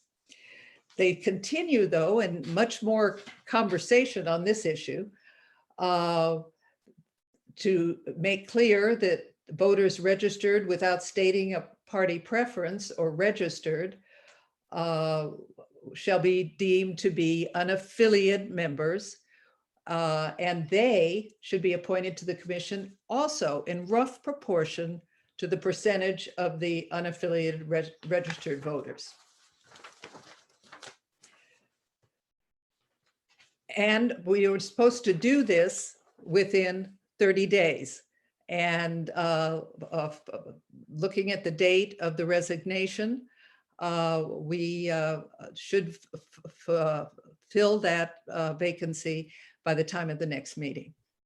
So, Ms. Orton, can I just really quickly on that particular item, can you, in your opinion, what is the controlling date, the date that the letter was dated, or is it today when it is accepted? It's in it. You have a bylaw, and it may be that Sal has that bylaw right in front of, here it is. Shall be filled by the commission within 30 days. Right. So 30 days from when he penned the letter, or today when the commission is accepting that letter? This is the practical impact of that is it gets us either 1 regularly scheduled meeting or 2 in which to deal with this. The vacancy occurring traditionally is when it occurs.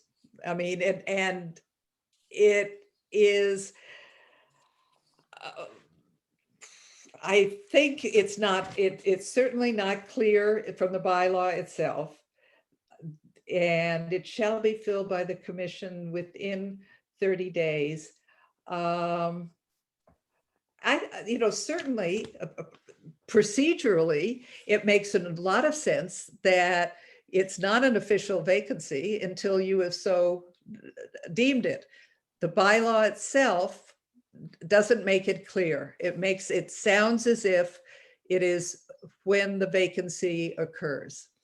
And you can, it is your bylaws after all. And it is your bylaw to say the only reasonable way to look at it is to say it really hasn't occurred until I have accepted it. So I think, I can't imagine, and maybe the best thing to do is ask some of your fellow commissioners about their bylaws, because that certainly is a very reasonable way to look at it. Yeah, so commissioners, just keep that one in the back of your mind when we come back and discuss this. That'll be one of 2 or 3 different variable, points we need to make a decision on this evening. So Ms. Warren, thank you for that. Mr. Johnson, did you have any additional context you wanted to share right now? Yes, please. And one thought I might offer to on that question of when it occurs is we can put an agenda item on the next meeting for the commission to clarify that bylaw and take action on what it means. So we are making the sausage as we go in a lot of ways this year. Exactly. And it's a good example. As many of you are aware, the ordinance has a lot of these unclear measures too. And this is a good example of how these things happen. So yeah, Shalice, if you can put up the other slide, please. Thank you. So Ms. Orton just went through the rules for how they're filled. Here's the numbers. And on what's left in our pool. As was noted, obviously Commissioner Huddley was a Democrat from District 3. He also was our only African-American in the pool. So we've lost that. It's worth noting, as noted in the top left, the letter from the Democratic Party that came in that's in the public packet for today was wrong. It said there's only 1 Democrat left in District 3. There are actually 2. Obviously, this information we had to put together from the registrar's list. It wasn't in the applications themselves, but Aaron Freed and Kevin Kassef, I'm probably mispronouncing that name, but are both Democrats in District 3. So I do want to clarify that. So in District 3, we have 6 remaining pool members. 2 are Democrats, 4 are Republicans. None are no party preference or NPP.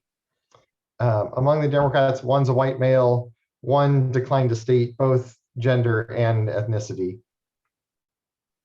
The other twist, though, of course, as most of you are aware, is that District 3 is where our at-large commissioner is.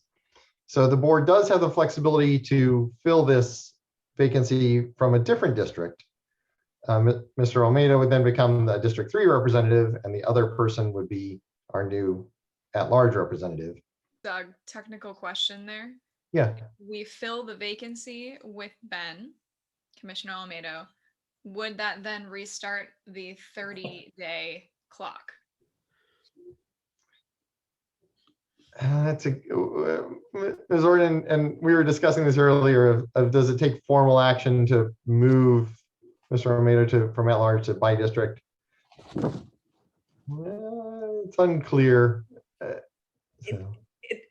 The vacancy that they are talking about in the ordinance, if by reason of death, removal, or resignation of any commissioner, and so maybe not reassignment. We have created a vacancy by a movement. So because of the way they're talking about vacancies, I think we would not necessarily develop another 30 days.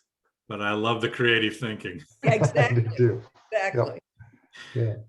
So the top left part of this, the from District 3 part, is the very specific to District 3, that pool. But we do have this larger pool we can draw from. And the top right went through the Democrats left in the pool, given Mr. Huddley was a Democrat or is a Democrat. There are 9 remaining in the pool. The catch is all of them are white. So we could fill the Democrat slot that Mr. Huddley had, but not the African-American or non-white slot. I should note too that if they were interested, certainly former commissioners Katz and Gray could be added to that pool. So that would give us 11 Democrats who could fill that Democratic slot. But again, all white or decline to state. Looking at the flip side of this, the other than white members left in the pool, as we talked about, there are not a lot. This has been an issue since the pool was first created. But there are no, as I mentioned, no Democrats who are anything other than white or declined to state. There is one Asian American / Pacific Islander. That's what PI stands for. No party preference. That's Kevin. I always mispronounce his name. Elak, I believe it is. Kevin Elak. So he's in the pool, would get a non-white replacement, but he is NPP rather than Democrat. And then, as we mentioned, there are no Black or African American members left in the pool. Mr. Hudley was the only one in the pool. There are Republicans. There's one declined to state Republican, 2 Latino Republicans, and 1 Asian American Republican in the pool. So that kind of gives you a rundown of, we have Democratic options and we have non-white options to work on diversity side of this. We don't have any Democrats who are non-whites left in the pool. And then to the right is the target numbers that you've seen every time we've gone through vacancies. And from the very beginning, those are straight based on percentages of the county. And then the current commission with the 10 of you who's in it now. Obviously, we're short on Latinos. Black and Asian Americans combined add up to 0.9. So we're sort of short on that category, overrepresented on the white category. We are, as the letter mentioned, we are underrepresented on Democrats, fractionally overrepresented on Republicans, and then of course the unaffiliated NPP group is the group that's overrepresented. The one kind of demographically convenient thing that we never get facts that work out well for you in the replacement decision. So one thing that is nice is we do have 5 females and 5 males. So that way, either way you go, it's not going to have an impact on the overall compliance of the ratio. So those are some numbers to frame the conundrum that you find yourself in. And as you look at who you might want to interview or appoint or where we want to go with this discussion, these are the numbers to keep in mind.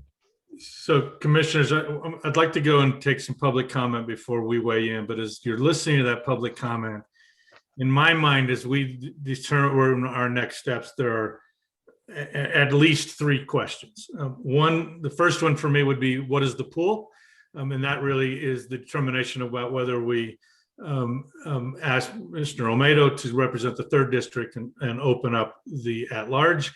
We've talked about that, and I believe, I don't want to put words in his mouth, but I believe he's open to that possibility in order to expand the pool, but that's a choice, right? So are we looking at a small pool left in the 3rd district, or are we looking at the broader pool? That's first. The second is really which of the representation issues is going to take precedent. As Mr. Johnson has walked us through, it does not appear possible to balance, to replace both the party preference balance and a non-white candidate. So we're going to need to make some determinations about which of those we're going to prioritize. And then the third question that I think we need to discuss this evening will be around the timing and process. So this question of the 30 days, my hope is we can agree that we get 30 days from today. That would potentially allow us to do some legwork before our meeting on the 5th, i.e. ask the staff to contact members of the pool and determine who's still interested and report back to us before we schedule interviews. Scheduling 11 interviews is different than scheduling 3. So that could be, that could weigh.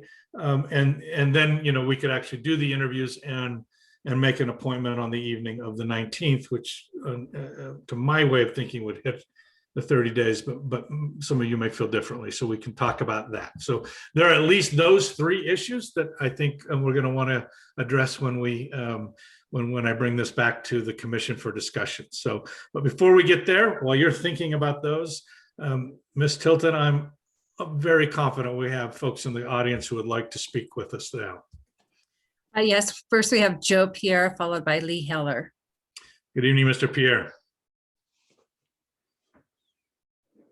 You're on mute, sir.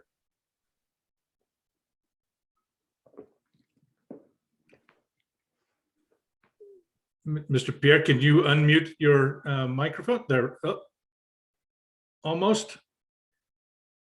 Try that. There we go. Thank you. And I want to take a minute to thank all the commissioners for their time and effort in this endeavor.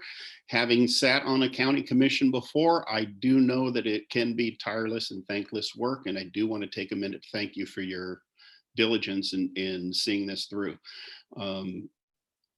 Full disclosure, Chairman Morris and myself have both sat on a commission before. We were part of the Workforce Development Commission. So I do know that you can, spend a lot of time and effort in these endeavors. So I want to apologize if there were mistakes in the letters that we submitted. I do know that you will take every opportunity to fill this vacancy from the applicant pool. I would like to stress that it is important that we fill the vacancy with a Democrat, whether that's elevating Commissioner Olmedo to the 3rd district and then going back to the full pool for a Democrat. The target is 5.1 Democrats and there are currently only 3. So I want to reiterate that I think it's very important that we concentrate, or you concentrate, in filling the vacancy with a Democrat in order to balance the pool out. Don't want to lead down a path where the commission makeup isn't that which properly represents the county and the party affiliation of the county residents. So with that, I'd like to thank you once again for your time and effort. Thank you very much. Thank you, sir. The next speaker is Lee Heller, followed by Andy Caldwell. Ms. Heller? Chair Morris and commissioners, remember when I asked that nobody else resign? Apparently, Commissioner Hudley was not listening, and I do want to thank him. He's probably not listening, but for his service. And I want to echo what Mr. Pierre said. So I've spent a fair amount of time with subsection H, subsection 3, about this issue of balancing out demographic diversity and party affiliation. I'm your local Cassandra, right? I'm the one who always says, you're not complying. And after you failed to appoint enough Republicans, I was sending you public comments saying, you're going to be in legal trouble. And I think you court the same legal trouble if you don't appoint a Democrat, given the extreme gap now between party registration in the county and what's being on the commission. I'm neither a Democrat nor a Republican, so I don't have that investment in this outcome. But I think I don't want to see you spending more time in closed session. I don't want to see the decisions made by this commission overturned because of a significant gap. And if you look at the subsection H, subsection 3, there seems to be less wiggle room around party representation than around other forms of diversity. So the prevention of a ratio applies to demographic diversity, but not to party diversity, although it does say it only needs to be as proportional as possible and doesn't need to be perfect. So again, I think you court more legal trouble if you don't focus on Democrats. That said, if you're willing to be open to the idea of moving Commissioner Olmedo over, you have more choices. And I realize you may not want to interview 11 people, so maybe you do some preliminary screening and interview a subset of those 11. It's great that you have 2, but who knows if they're both available in District 3. A lot of people's lives have changed since then.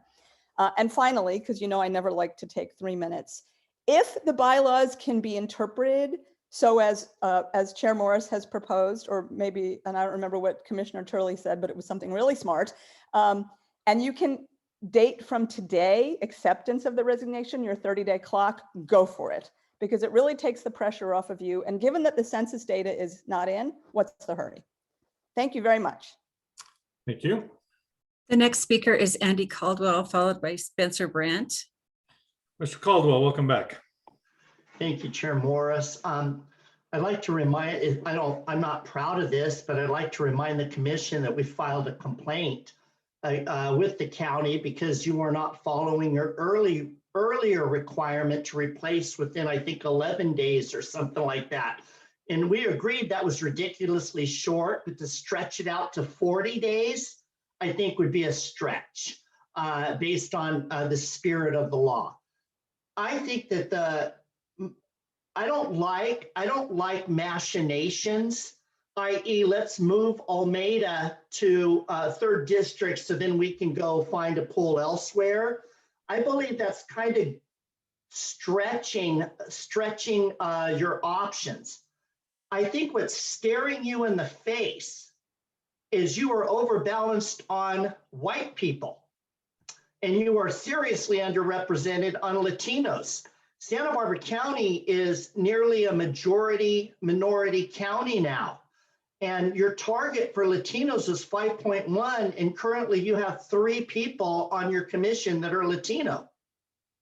And the reason I brought up Guadalupe earlier is Guadalupe has been tossed around like a football between the 3rd district, 4th district, and 5th district.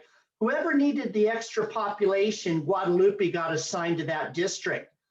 And I don't know if he's still available, but I know at one time, Lupe Alvarez, who was the former mayor of Guadalupe, and I think is a 1st-generation Hispanic or Latino, applied for this commission and was on the last list. And I'd sure as heck hate to see him bypassed because Guadalupe is always bypassed. I've lived in this region for 52 years. I have a heart for Guadalupe because I used to work in Betterabia, and Guadalupe was the nearest town to us, and I'm thoroughly familiar with it. Another former mayor, Frances Romero, applied, but I don't know if she made the final list or not. But I'd like to see Guadalupe listed, especially when you've got a Latino former mayor who would help you with the target of Latinos, which I think in this region, they are underrepresented on the Board of Supervisors. I can't remember, except for Joe Centeno, it's been a long time since there was Latino on the Board of Supervisors. So thank you. Thank you. Our next speaker is Rebecca Garcia. No, Spencer Brandt. I'm sorry, Spencer Brandt, followed by Rebecca Garcia. Welcome back, Mr. Brandt. Good evening again, Chair Morris and commissioners. So I also wanted to echo the previous speakers who have thanked Commissioner Hudley for his service. I know we're all sad to see him go, and we're really thankful for the time that he was able to spend here before he had to move out of the area. But I also want to briefly voice my support for filling the vacancy or taking action in order to rebalance the partisan proportionality on the commission. And I like the suggestion that, you know, maybe Mr. Olmedo can be switched into the 3rd district slot and you'll have a larger pool of applicants. I don't think that it should get past any of us that I think it was August or July of 2020 when all of you originally submitted your applications to be a part of this commission. And that was a long time ago. So I think in order to just get the broadest pool of potential commissioners and hopefully Democratic commissioners possible, that sort of swap for Commissioner Olmedo makes a lot of sense. Thanks, everyone. Thank you, sir. And the last speaker is Rebecca Garcia. Good evening, Ms. Garcia. Good evening, commissioners. I think a lot of what I wanted to say has already been said. Again, thank you to all of you for your time. I think I just wanted to also show support, if it is possible, for Commissioner Olmedo to be moved and to open the possibility of having a bigger pool to pull from. I think it just makes sense considering how long ago people had applied, and to ensure that we're picking the person that is best fitted to maintain the balance. So yeah, thank you all for your time, and I hope we're able to find the best person to continue this process. Thank you. Thank you. Okay, we're going to bring this back to the commission. Ms. Orden, can I ask you to pop your slides back up? There's one in particular I'd like to review.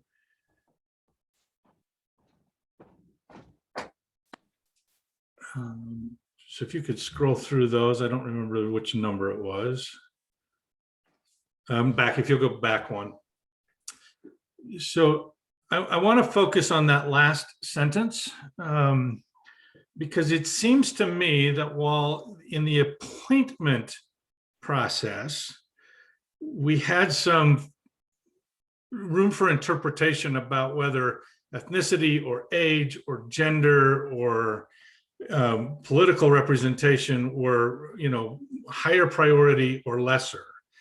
This seems to me to remove or to limit that interpretation for us when it comes to a replacement. This to me says we have to maintain the districts, so we can't put somebody in, you know, we can't replace a District 2 commissioner with a District 4 candidate. That seems clear. In this case, we have some options because of Mr. Olmedo's residence. But that second part says that we must maintain the political affiliation that existed prior to the vacancy. Would you speak to that and whether you would agree that what may have been an issue of flexibility for the commission in the appointment phase may not be in the replacement phase?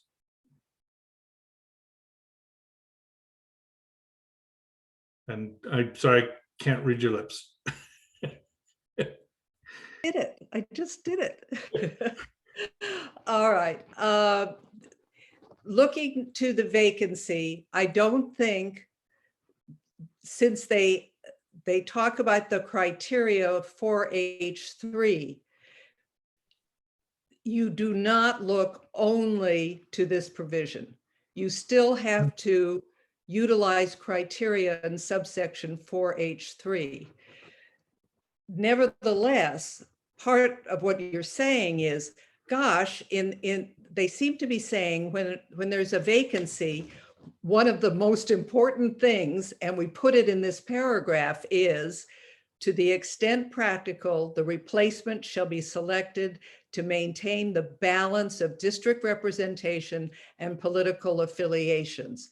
So there's no question that when you read the totality, they have given a priority in the vacancy to the fact of political affiliations and balance of district representation. But those factors that are still in 4H3 are still to be considered.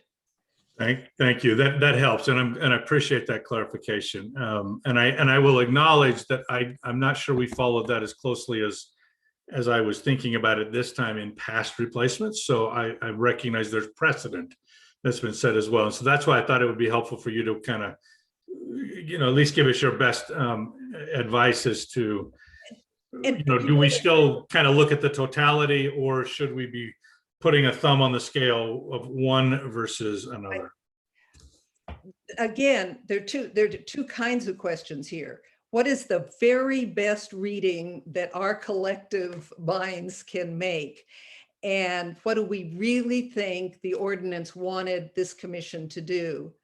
And then there's this whole second question, which we might talk about in closed session or might talk about in here, is can we defend the decision that we ultimately make? Right. In terms of legality. Okay, thank you. And if you, yeah, we can remove the share. So commissioners, I'm going to bring it back and open it up to you. Again, let me just remind you what at least in my mind, the three questions we need to answer tonight. I don't think we're picking a replacement, so let's leave that off the table. But I think we need to determine what's the pool we're going to consider. Which of the two, both probably equally important representation factors are going to get priority, because it does not appear possible from the data that we can do both. And then the third is time and process, right? So how do we want to address that? So with that, let me open it up to the members of the commission. Who wants to go first? Mr. Bradley, you're always the brave one. I'd like to speak to one of the issues that you bring up, Chairman Morris, which is the 30 days that we need to specify. I think a prudent reading of that would be that it should be 30 days from acceptance of that letter. I think we could all imagine a situation where any commissioner might resign under a false assumption. Maybe they think they're going to have a job and have to transfer, that falls through.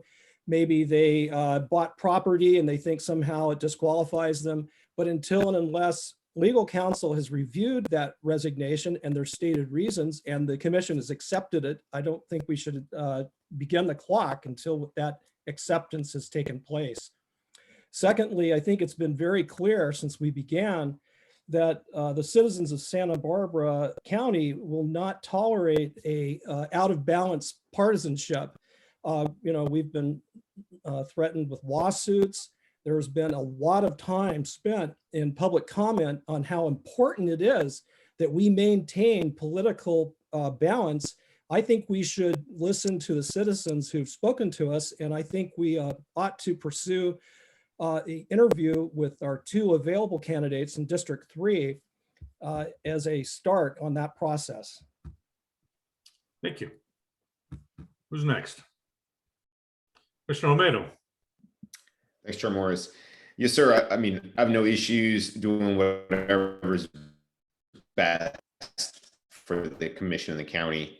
I guess I didn't see anything specific to reassignment or reappointment. So I guess my question, I mean, I echo what Commissioner Bradley said, is if I were going to go to another district, would I technically have to resign and then get reappointed versus, so I guess, the technical question 1 and 2, I mean, I would agree that it seems that right now that political balance is probably the most pressing issue in filling the vacancy. And I would support Commissioner Bradley in his recommendation. Thank you, sir. Who's next? I'll go. Commissioner Rios.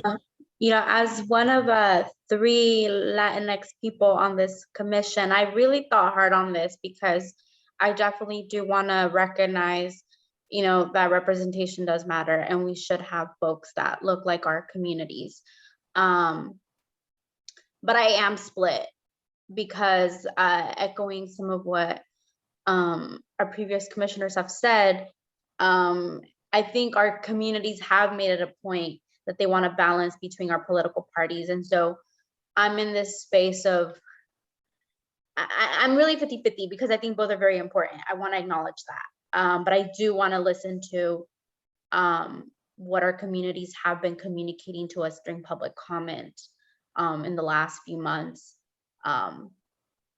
just so that we can move forward with our outreach efforts and ensure we do what is fair for our communities. So I'm going to go with the party preference. I'm going to echo what the last 2 have said, the balance there. Thank you. Commissioner Twibell.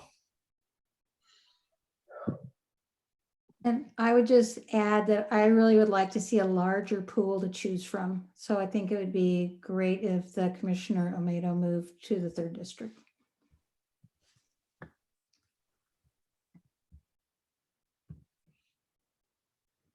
Commissioner Turley. Yeah, I would like to echo what Commissioner Twibell has already stated. I'm very disappointed with the limitations of Measure G, and I'm hoping that the county will amend it going forward. This has obviously been a significant difficulty in being able to reappoint and appoint original commissioners who represent the demographic and political makeup of the county. I would agree that a larger pool in this case is probably something that's a smart thing to do, and agree completely with Commissioner Rios that this is, I have also been thinking a lot about, the balance between possibly having someone who's no party preference, who represents a different ethnic demographic. But I think that it's clear from the precedent set when we replaced prior commissioners that it's our responsibility to maintain the political balance of the commission. Thank you. Okay, let's take these in not that they're a priority order, but the order that I shared them earlier. Let's talk about the pool and whether we want to, as maybe Commissioner Bradley might have suggested, focus initially on the remaining just the remaining pool within the 3rd district, or versus reassigning Commissioner Olmedo to the 3rd and opening it up to the remainder of the full 38 or whatever that magic number was that was left over. Any recommendations there? I think we've heard kind of both sides of that, so maybe we could get some consensus there. or if somebody wants to just make a motion. Mr. Bray. Thank you, Mr. Chair. I'll just weigh in with Commissioner Tyrell and Commissioner Turley. I'd see a larger pool to select from. Okay. Mr. Bradley. I'd like to caution us against going, how shall I put it? Aiming for a deep pool early, because I think we can anticipate along the way, we have to get all the way through this year. We may lose yet more commissioners for various reasons that we can't anticipate yet. And I think that in order to leave us the greatest amount of wiggle room, I think that we ought to try to pick this particular spot from District 3, from the 2 available. And I'm assuming that they are available, of course, we may find out otherwise, but the 2 assumed available Democratic candidates there, if we start using up options down the line too quickly, we're going to find ourselves truly painted into a corner.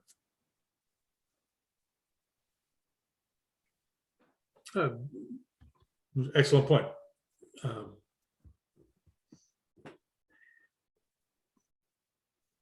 Perhaps let me throw and this may be a bit of kicking the can down the road, but let me float it anyway. Perhaps we could ask staff to reach out to all of the broader potential pool with 2 questions. So initially, reach out to the 2 in District 3. And if they're both available, then and they report that to us next week or in 2 weeks, then we could choose to move forward with those 2. But in anticipation that one or more of them may not be, that staff could reach out to the others in kind of a backup question, right? If we need to interview you, would you be willing to be interviewed? Type of a question, right? So that we're not delaying further our ability to move forward if in 2 weeks staff comes back and says neither of the candidates that you had asked about in the 3rd district is available.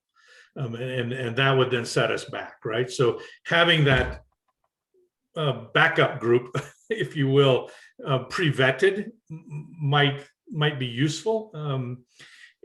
And so again, I guess I'm saying maybe we don't make that final decision about one, small group versus big group until we have to, which would potentially be in 2 weeks. And again, I may be getting too cute for my own good. So looking for some feedback here. Mr. Olmedo and then Ms. Trosky. Yes, sir. I mean, given that we want a larger pool, I mean, I agree with that concept. Would it save time to just say, hey, we're going to invite everyone from this larger pool who's a Democrat, non-party affiliate who could fit these to interview, and then we kind of go from there. Ms. Trosky? I agree. I think we should go with a larger pool. Okay. Ms. Tribell? I just had one more question. Should we take age into consideration to try to complement what Commissioner Hudley, his age group? Because I know that I'm looking at my Democratic pool right here, and so we have a few that are in that same age group, and I don't know if that would be a priority. Yeah, we certainly can. Age, how you break up ages into groupings is a very subjective choice, but it's certainly one that we could consider. Okay, let's set that aside from it. Let's come back to the essentially the pull and push we've got between minority representation or ethnic representation and political party representation. I think what I'm hearing most folks acknowledge is that the political affiliation and balance has precedent, and to steal words from Mr. Bradley, seems to be the expectation of our public. But I want to clarify that that's where everybody is, and that we're okay as a group moving forward selecting only Democratic candidates as opposed to ethnic minority candidates, which would force us to go outside of the Democratic column. Anybody that just really wants to make the argument that we should, at least consider non-Democratic candidates in this appointment? Mr. Romero.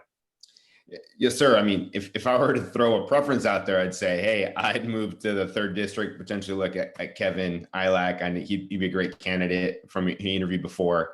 However, I think that opens us up to, more litigation, other things like that. But I think in the grand scheme, if I had one choice to do, that would be my preference and recommendation. But obviously, I will go with the consensus of the group. And I think you bring up some good points on the expectations, but also, legalities. So. Thank you. Ms. Rios. Echoing what Commissioner Olmedo said, opening it up to non-party preference as a backup. If, say, all of our Democrats from the bigger pool happen to, for some weird, strange reason, not be available. Like he said, in the grand scheme of things, just because recognizing that, I did think of Kevin Ilac. I was like, oh, just because I know that was a big conversation when we were first selecting commissioners. So just keeping that in the back of the mind if some weird thing happens with every Democrat in the pool. Okay. So I think what I'm kind of hearing is that we're looking at a larger pool. So what I'm hearing is we would ask staff to find out which of the Democratic affiliated candidates are available and interested still in moving forward. Just for clarity, point, Mr. Johnson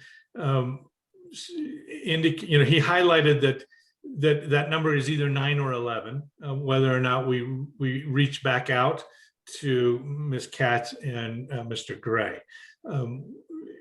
Anybody anybody opposed to including them in a call by staff? Okay, so I think we kind of have got that part. So from a timeline perspective, is there general consensus among the group that we would ask staff to do that pre-vetting, report that back to us on the 5th, at which point we will determine how we're going to interview whatever number of candidates remain, recognizing if the number is large, we may shrink the times or whatever formula we decide to use at that time. With the interviews then happening on the 19th and the expectation that we'll make an appointment that evening. Is that an acceptable plan? Ms. Twibell? I think we should have an additional meeting to do the interviews. If we don't know how many people are going to reach out and say they want to do it, that's so we should do that in between, if that's possible for everybody. That's certainly a possibility. I hadn't thought about adding a meeting, but that might get us within the 30 days either way. I don't know. I haven't counted the days, but that's possible. So if we did that, that would put us with an extra meeting on May the 12th if we stay with our day of the week. Preference among the committee? So I can't make it on the 12th. The outreach committee actually is scheduled to meet that day, but we canceled it and turned it into email meeting due to a time conflict for work for me. But I mean, if everybody else, that day works for everyone. Commissioner Rios, is the time conflict the whole evening, or if we? It's just 6 to 7. So if we started at 7 or 7:15 7:15 that evening, just with the interviews, it'd be a long night, but okay. Mr. Romero. I'm in the same boat with shifting some of my clinical stuff and other requirements around to make these 2 Wednesdays. So I can make the 12th. It would just be a later start time. 7 p.m. works for me. Okay. So it's not on nothing on that night, but not at 6 o'clock. Okay. Let me just double check with our staff and make sure they're available. Any conflicts, Ms. Orden or Mr. Johnson, that would make this a difficult addition to the calendar for you folks? I think I'm okay. I'll be okay. And we have a little depth in the office as well. Excellent. Mr. Johnson? Just looking, I think I'm okay. Shalisa, are you okay that evening? Stand by. Let's see. Yeah. And Ms. Anderson, I'm going to ask you. No, that works. That works. Okay. Ms. Anderson, any conflicts from the county perspective that we should be aware of? Not that I see, Chair. Okay, thank you. Ms. Twibell, you have your hand raised?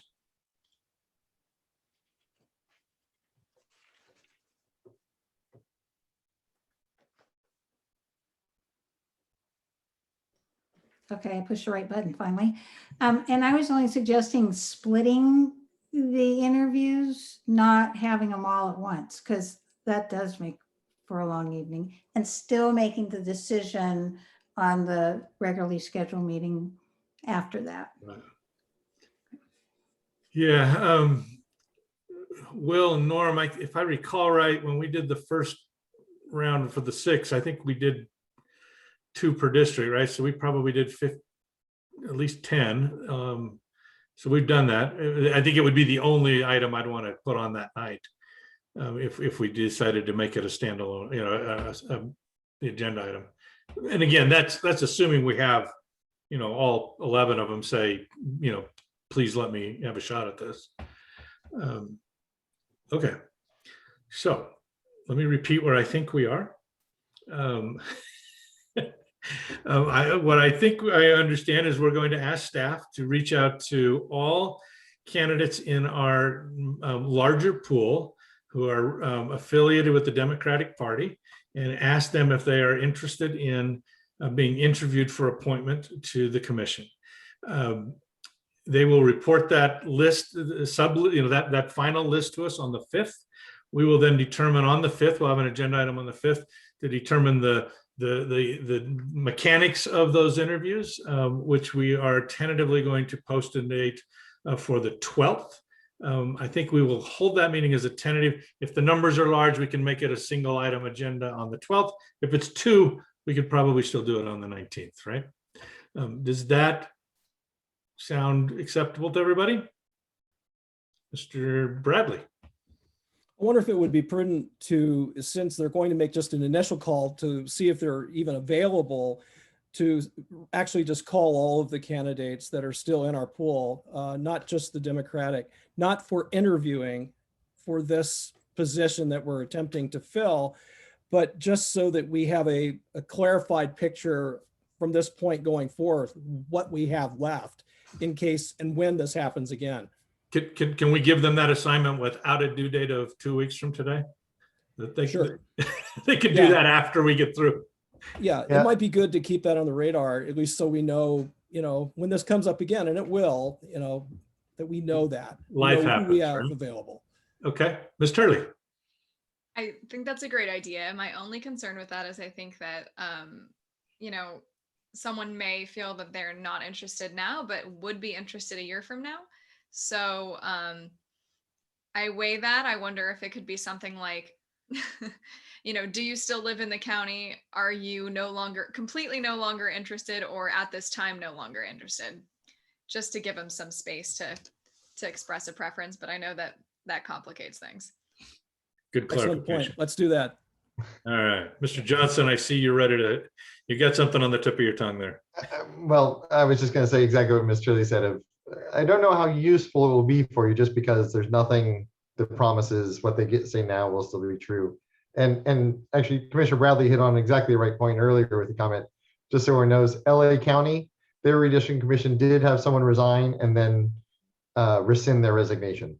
So you're not the only one facing this challenge, but it is, people's availability obviously changes and their interest change too. Excellent. Ms. Trusky. Could we use this opportunity, if we are going to canvass the entire group regarding their interest in being on the commission, use that time to ask them if they would participate as a adjunct member as well? Kind of an ambassador, if you will. Right. Okay. Mr. Johnson, we'll leave that to your discretion how you do that. I'm pretty sure Ms. Tilton's probably just going to email them all. So that shouldn't be a problem. Very good. Ms. Orden, any heartburn with anything that we're talking about at this, in terms of a path forward? No other comments. I think you're going to have it very well under control. Done a little side looking at when a resignation has been accepted, and I think when it's effective. And I think acceptance is definitely the majority. So I'm very comfortable with that part. So with that, as we wrap up this item, folks, I'm going to ask for a motion to accept this, just so we at least get it on the books. And if that's what we're going to anchor our calendar to, it's at least an official acceptance. So could I have a motion to accept Mr. Hadley's resignation? So moved. Mr. McClintock makes the motion. Is there a second? Ms. Turley makes the second. Ms. Tilton, could you walk us through a roll call quickly? Commissioner Trotsky. Aye. Commissioner Twiebell. Aye. Commissioner McClintock. Aye. Commissioner Turley. Aye. Commissioner Bradley. Reluctantly, aye. Commissioner Bray. Aye. Commissioner Ochoa. Aye. Commissioner Rios. Aye. Commissioner Omedo. Aye. Chair Morris. Aye. Okay, so that's in the record. Moving back to our agenda, the next item is review by legal counsel of the Brown Act. I think this is a placeholder, folks, and so unless there's a pressing question that a member has that you'd like to post now, I'd like to skip this for this evening and move to our last item. But let me just pause and see if anybody's got just a burning question you feel you need to ask on the Brown Act. Excellent. So that takes us to item number 7 on the agenda, outreach, receiving an update on the work that's being done on the marketing materials. I'm not sure if this is a staff or one of our task force members that's going to lead us on this discussion, but somebody step up. I can open the discussion, Chair, and then if any of the committee members want to chime in, then we can go from there.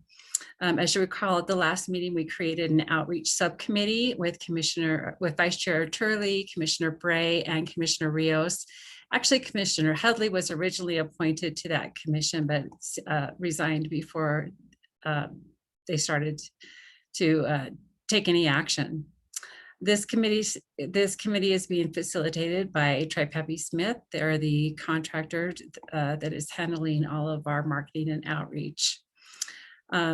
So far, what's been happening is each of the committee members have prioritized what they are looking for as far as marketing and outreach, and Tri-Pappy Smith has gathered that information. The committee will be meeting on April 28th, and at that meeting, they'll be discussing the website, and actually Tri-Pappy Smith has been making arrangements to meet with the county webmaster so that because the website is one of the highest priorities, and also prioritizing the language needs and accessibility in general for the website. Then as far as social media, Tri-Pappy Smith is working on processes for launching the commissioner's social media accounts on Facebook and Instagram, and possibly advertising on other platforms such as WeChat. Tri-Pappy Smith is also working on social media content for use on county and or commission accounts as well. For an informational video, Tri-Pappy Smith is working on an animated video, possibly incorporating B-roll from the county. The video could be translated into at least Spanish and potentially other languages as well. And then lastly, Tri-Pappy Smith in conjunction with NDC is working on a general presentation that commissioners could use for looking at the California, and we're looking at the California redistricting example as one, and of course NDC has many samples to provide that can be used for the commissioners on future outreach. And now I'd like to ask if there's any committee members who want to add to or contribute to the report. Mr. Bray. Thank you. Ms. Tilden, just a question. With the governor's pronouncement of total opening June 15th, hopefully, prayerfully, is that an avenue to expedite our outreach and our community meetings? As I've stated before, this is a concern to me with timing. So I just wondered if there are any thoughts on that based on what the governor proclaimed about June 15th. Well, I'm not sure if there's been a more recent update from the county, but the county is still on the continuing with the format of doing virtual meetings, and has not weighed in on the June 15th meeting, unless either Nancy or Doug, do you have additional information on that? Shalice, I can add in that the county has not solidified a specific date actually, but we are kind of honing in on that June 15th date identified by the governor, and more information will be forthcoming. I know we're hearing from many jurisdictions that most are considering doing a hybrid situation while there would be both virtual and in-person meetings. And in fact, I think most all of the jurisdictions that we're working with are looking at that option, even after the June 15th. They seem to find that it's more accessible for people to participate sometimes by Zoom, as opposed to physically going to a location. Ms. Tilton, when you say hybrid, for the purposes of these, kind of community input meetings, are you saying a mix of some live and other meetings virtual, or are you saying that each meeting would allow for participation through both modes? The latter. Okay. It's a bit more of a technical challenge, but that's what the smart people who do that work are paid to do. Any other comments about the marketing materials? I'm excited to see a PowerPoint that we can all start carrying around, and we're going to assign you all to rubber chicken dinner circuit. Ms. Turley.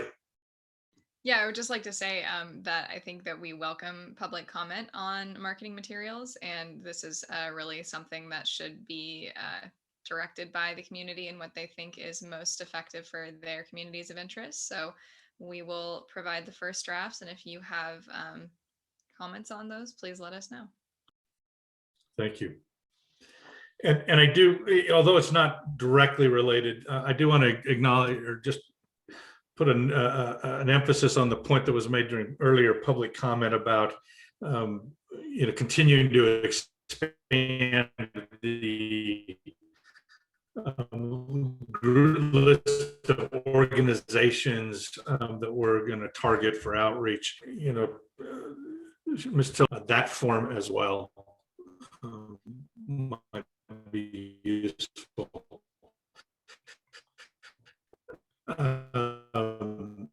Chairman Morris, I think we're losing you here. Any other comments on this one? Let me just, Can you Ms. Rios, let me just see if there's anybody in the audience, then I'll come back. Yeah, doesn't look like we have anybody in the public. So Ms. Rios, yes, ma'am. Oh, you're muted again.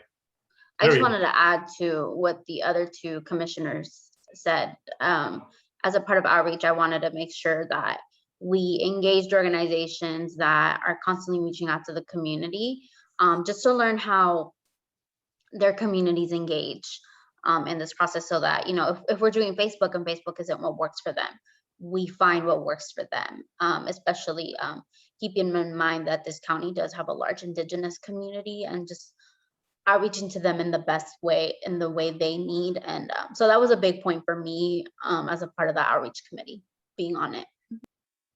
Thank you. To that point, Ms. Hilton, do you want to share what you're working on for a future agenda?